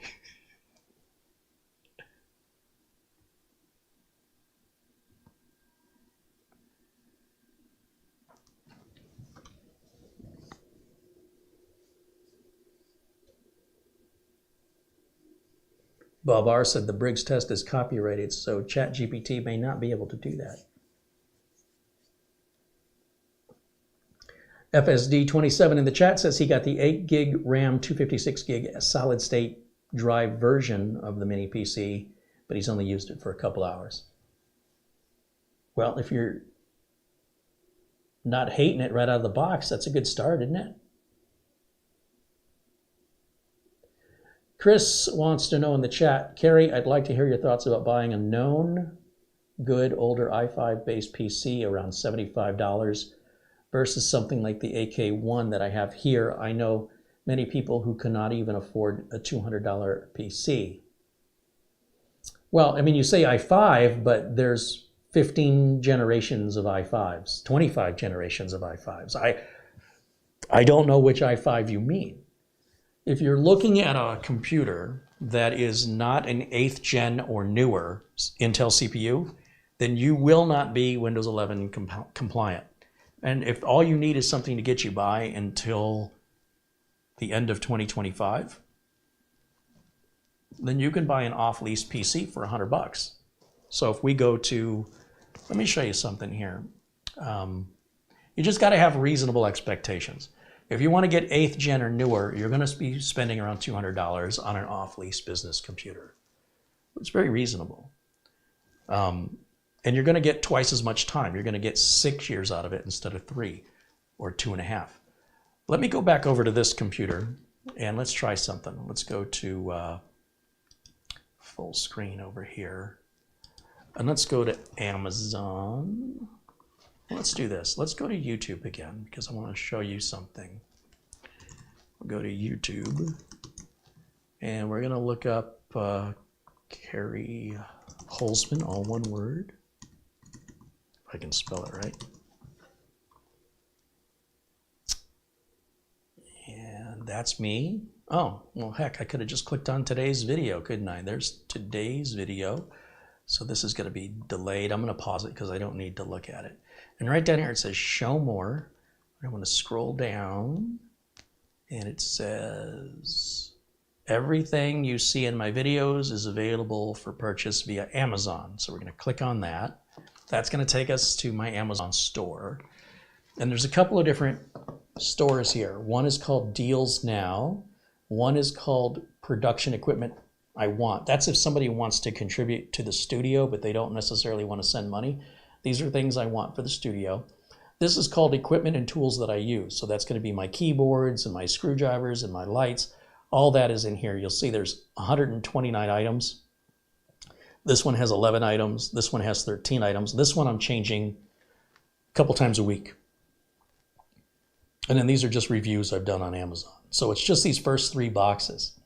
So where it says Deals Now, if I click on that, there's what's on sale or what I think is a good price on Amazon, at least at the time I added it. And there's not much in here.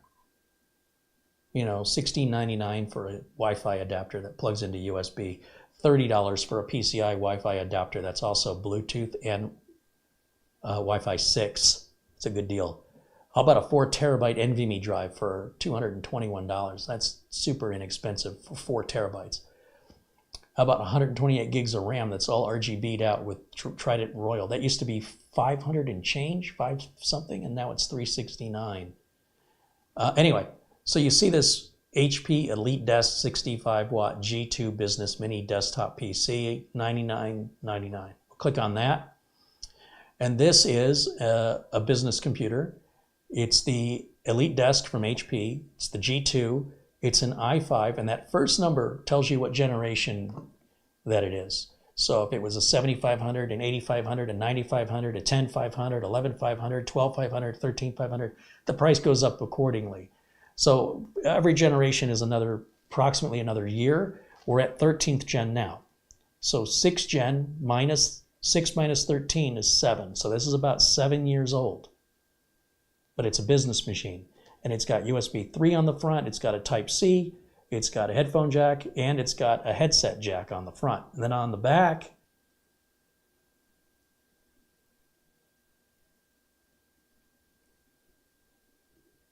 is there a picture of the back? There's the back. You've got a display port. There's a little plastic antenna cover that always breaks off. There's an expansion port that's covered right there. 4 more USB 3s, Ethernet, Gigabit, and the power adapter. And the Kensington lock. That single thumb screw, you take that and the whole top comes off and everything's easily accessible. A lot of it's toolless. So if you have an HDMI monitor, you're going to need to get a display port to HDMI adapter. They're about $8. Otherwise, if your monitor still has VGA, you can just run your current VGA cable.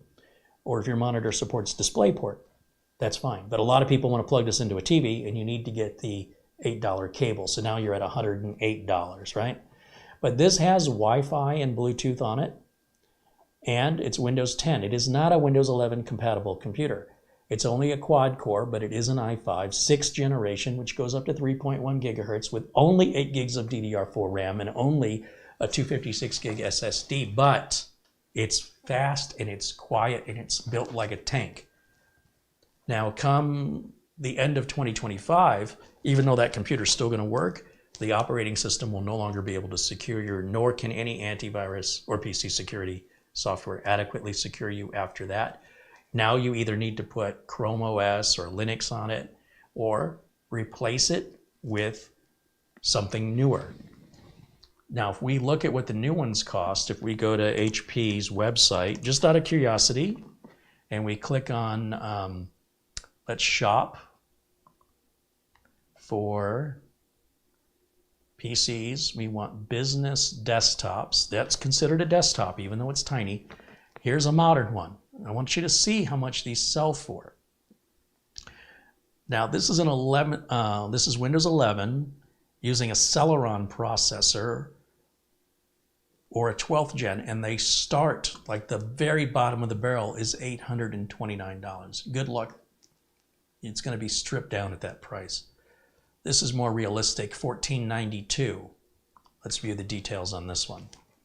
This is going to be a 10th generation Intel Core i5 with 8 gigs of RAM. You're still going to get the same amount of RAM and the same size storage, but that's going to be faster, much, much faster. And the faceplate has just been updated, but it's mostly the same, just with a different look. It's the same size. And on the back of it, where's the back? Oh, they're not going to show me the back? That's great.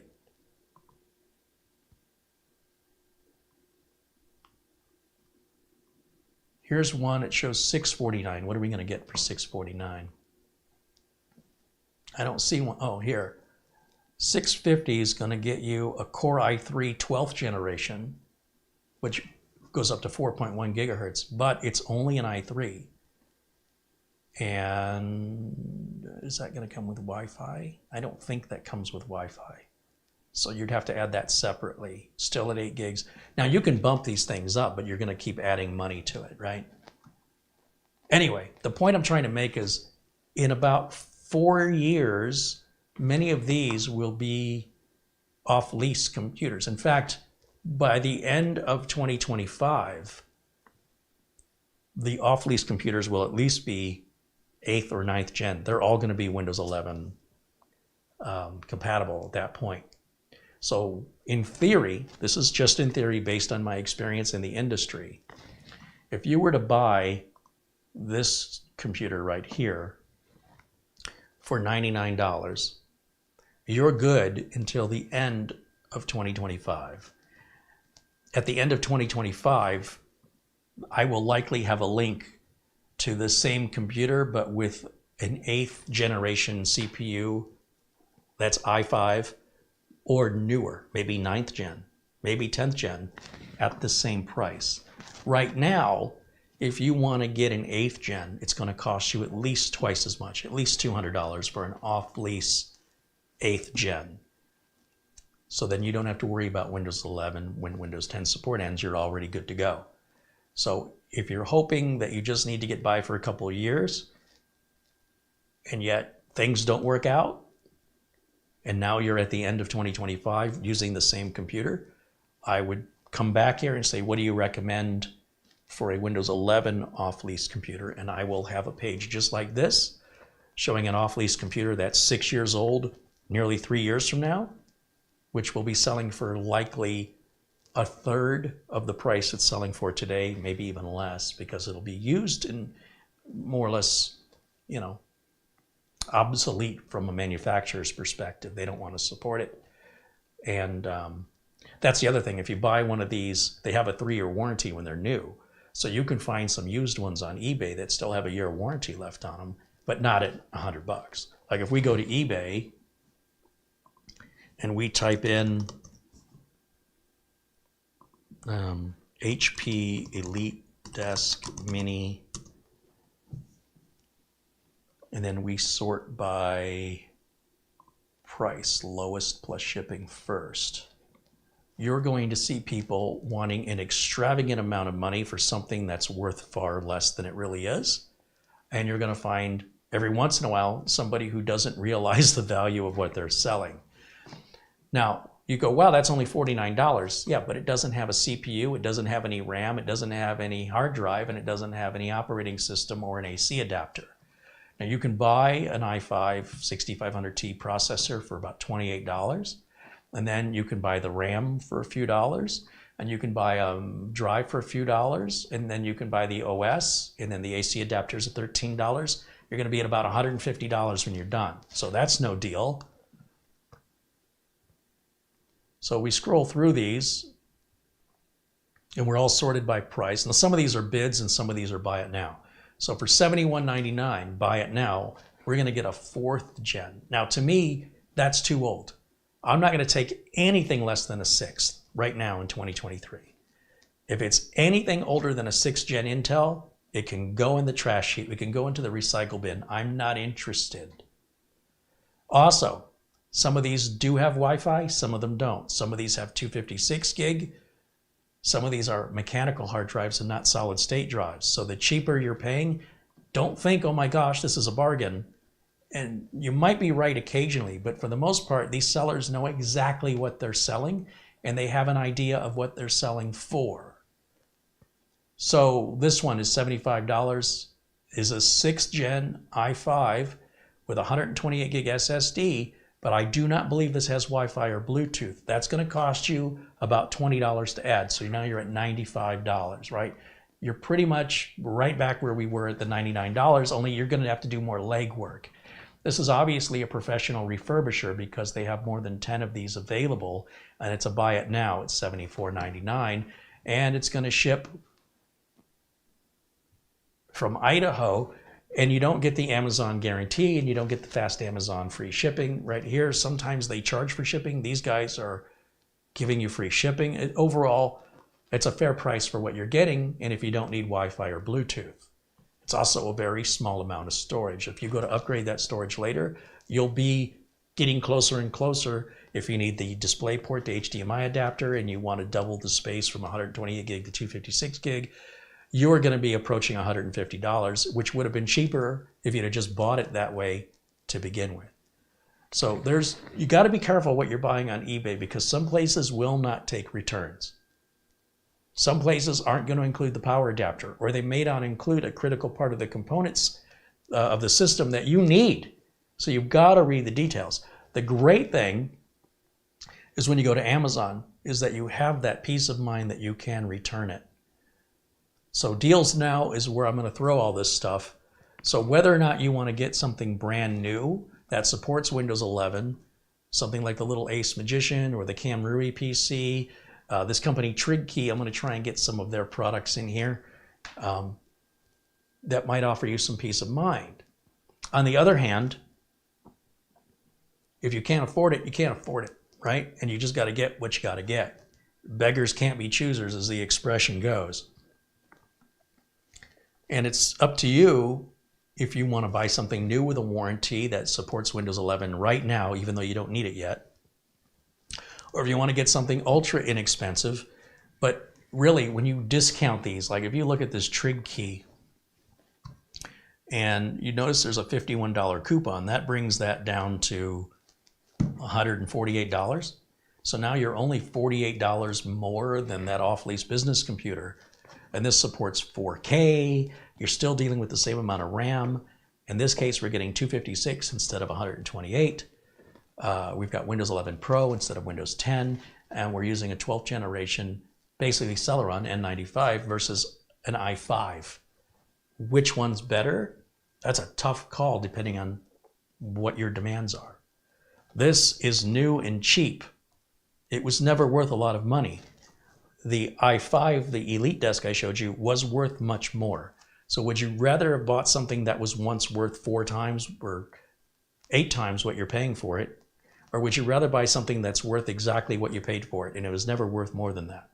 Which way is better? Only you can decide that. I can't tell you. That's for you to determine. One person will say this one's better and one person will say that one's better, and it'll probably be divided right down the middle. But none of these computers are going to last you forever. You will have to eventually replace them. And the new one, in theory, should have a longer usable life because it's already got Windows 11 on it. On the other hand, it's a cheap plastic computer. The other one's built like a tank, and it's designed for business and industrial use. It's going to be very reliable, very easy to work on. Maybe you can't afford a computer. Maybe you should just be focused on a tablet. Maybe you should be focused on a phone. And, you know, I don't own a Rolls Royce and I don't own a Tesla because I can't afford them. So I'm not going to ask what's a cheap Tesla because that's an oxymoron from my perspective. I can't afford it, so I don't have it. And that may be something to accept as well. If people don't have $150 to spend on a PC, maybe they shouldn't be having a PC. It sounds like they don't need one. Honestly, what would be the desire? What would you use that for that you couldn't use a tablet or a phone for to justify the sacrifice, right? If that's a big sacrifice, it sounds like there's other items in your life that are far more important and that you could replicate much, much cheaper on a consumer tablet or even possibly a Chromebook for a fraction of the price. And I think that's worth considering. We're not entitled to these things. I'm not entitled to a Tesla. If I can't afford it, I have to do without it. So just things to think about, some perspectives.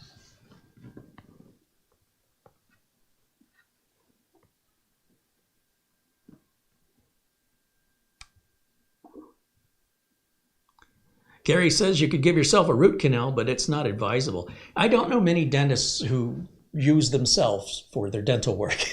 They usually have to go to a dentist, as do most people who work at salons don't usually cut their own hair.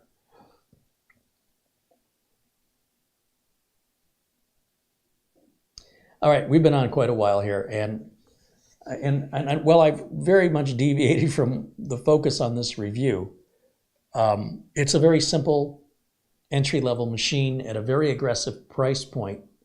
And I don't see any reason why somebody shouldn't buy it if your computer needs are that of a common everyday user. If you're a creator, then you're going to spend more money and don't have unrealistic expectations. For what you're getting for the money here, you could not build anything equivalent anywhere near that price.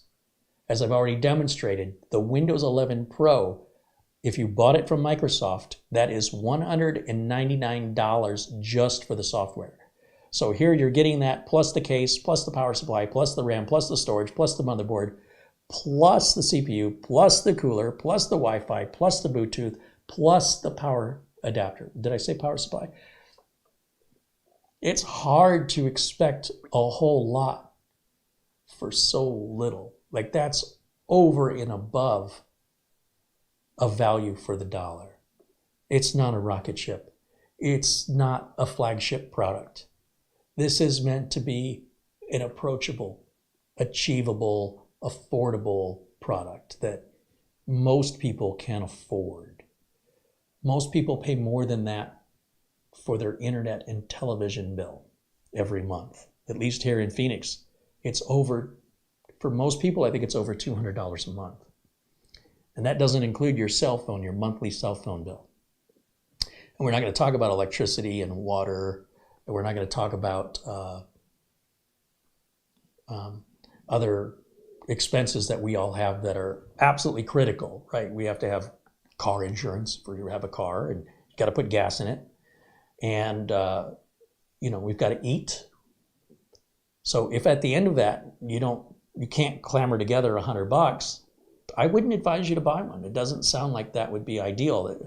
To me, I would try and, if you really, really wanted it, I'd try and take $20 and hide it under the mattress and forget I have it.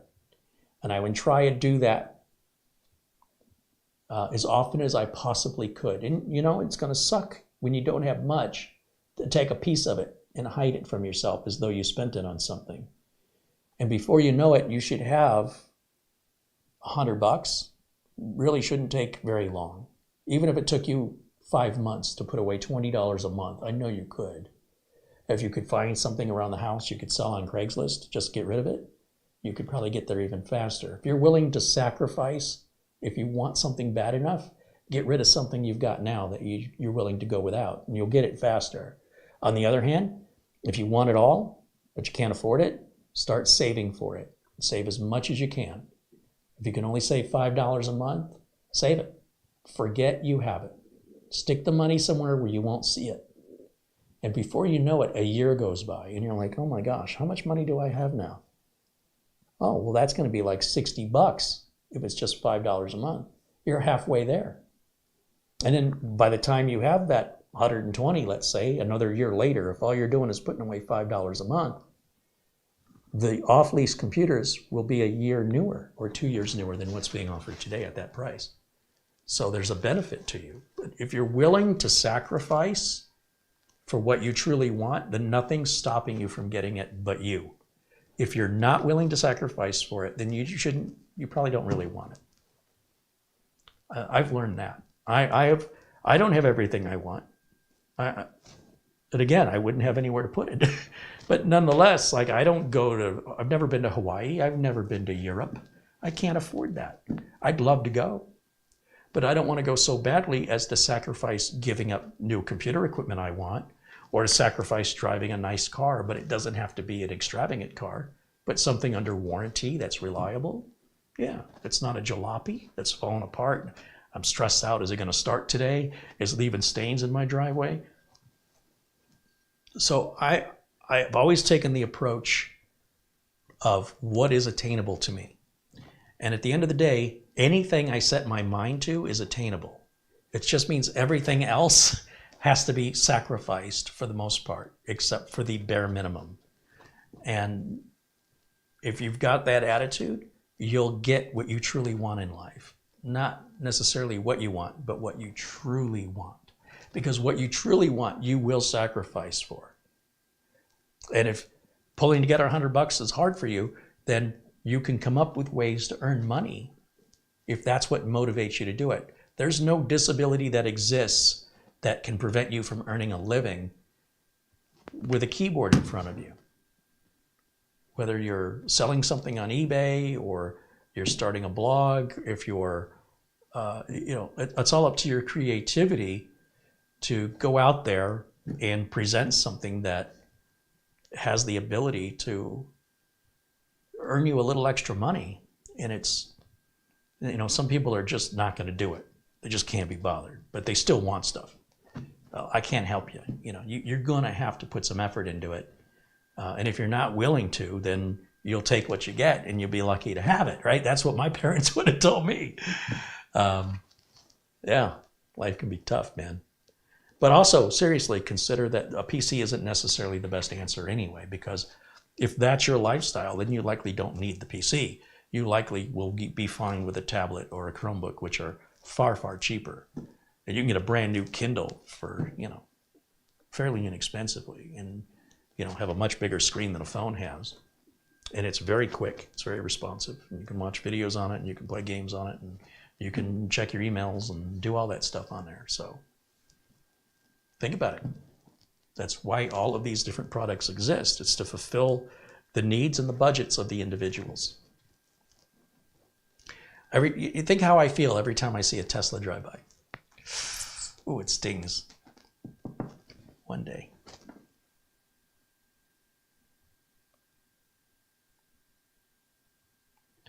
Anand says, many people waste money traveling. I love my parts. See, that's a very interesting attitude because when you die, all your parts stay here.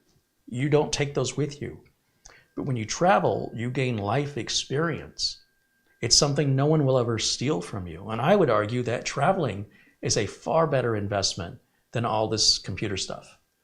Because when you travel, it opens your eyes to the world of cultures and rituals and just all the different aspects, the way people in other countries live that you're oblivious to. And there's nobody who can ever take that from you. Maybe disease, mental disease, Alzheimer's and aphasia, well, not aphasia, but mental degradation, I suppose, could steal those memories. But apart from that, they're yours. They're uniquely yours, and they go with you when you go. So for me, personally, I think travel is a much better investment. Just to develop as a human being. I can spend money to develop my computer. Anybody can do that. But to grow internally as a human, not everybody is willing to do that.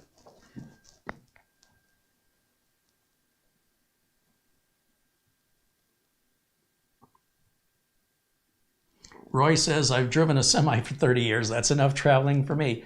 Yeah, but you're not driving the semi into other countries. You're not driving it across the ocean to Europe. You're likely not even going into Canada or Mexico. You might be, but not likely. And there's not a whole big culture shift there compared to going to, say, England or Germany or going to Bermuda or Fiji or Hawaii. Have you driven your truck to Hawaii? But I understand what you're saying. I mean, but that's a different kind of travel, right? Because you're not really, you might have a few minutes, you might even have a day in some town, but you know, you're waiting for your truck to get unloaded or something, you got some time to burn. But for the most part, you're just looking at the inside of a truck. What's going on outside is like watching TV. You're not really there. You're just passing through. So to actually spend some time somewhere, it's a very different experience. But I understand, you've sat in a chair enough, right? I get that.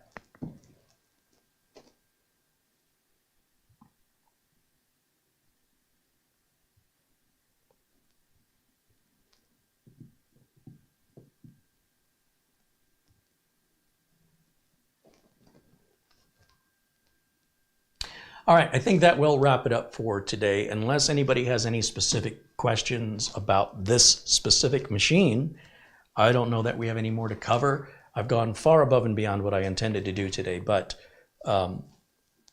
that's okay. We're all having a good time, and that's what it's about. I enjoy your company. I enjoy hanging out with you all, and I appreciate I've learned something about dragging those system tray icons. Thank you, Glenn's Music, for teaching me that.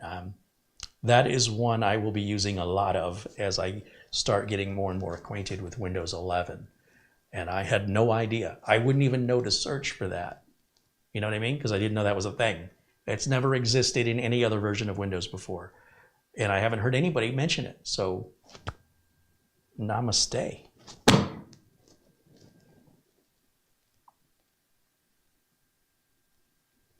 We're good. All right, well, I don't see anything coming in. Thanks for watching. I'll see you all very, very soon. And until next time, bye for now. Oh, and $2.20 from Winston Liu from Canada. Thank you for your contributions. Let me just double check that I didn't miss anybody. I think I got them all. Thank you again, Winston and Craig Casabona, James Prezi, and to John Wilson, Ferris, Nicholas Bernard. Buster, if you're out there, where are you? We're missing you, my friend. I hope you're doing okay. All right. Thanks, everybody in blue, all my friends that are supporters and moderators, and those of you who are new here or you're not yet a moderator or supporter, I hope you'll keep coming back, become familiar, and in time, I recognize you as a friendly community member. I will turn you blue. You don't have to spend any money, but you do have to spend some quality time with us to earn that. And we very much want to see this community continue to grow with other like-minded individuals. And I hope that's you. So once again, I want to try one more time. Thank you for watching. Bye for now.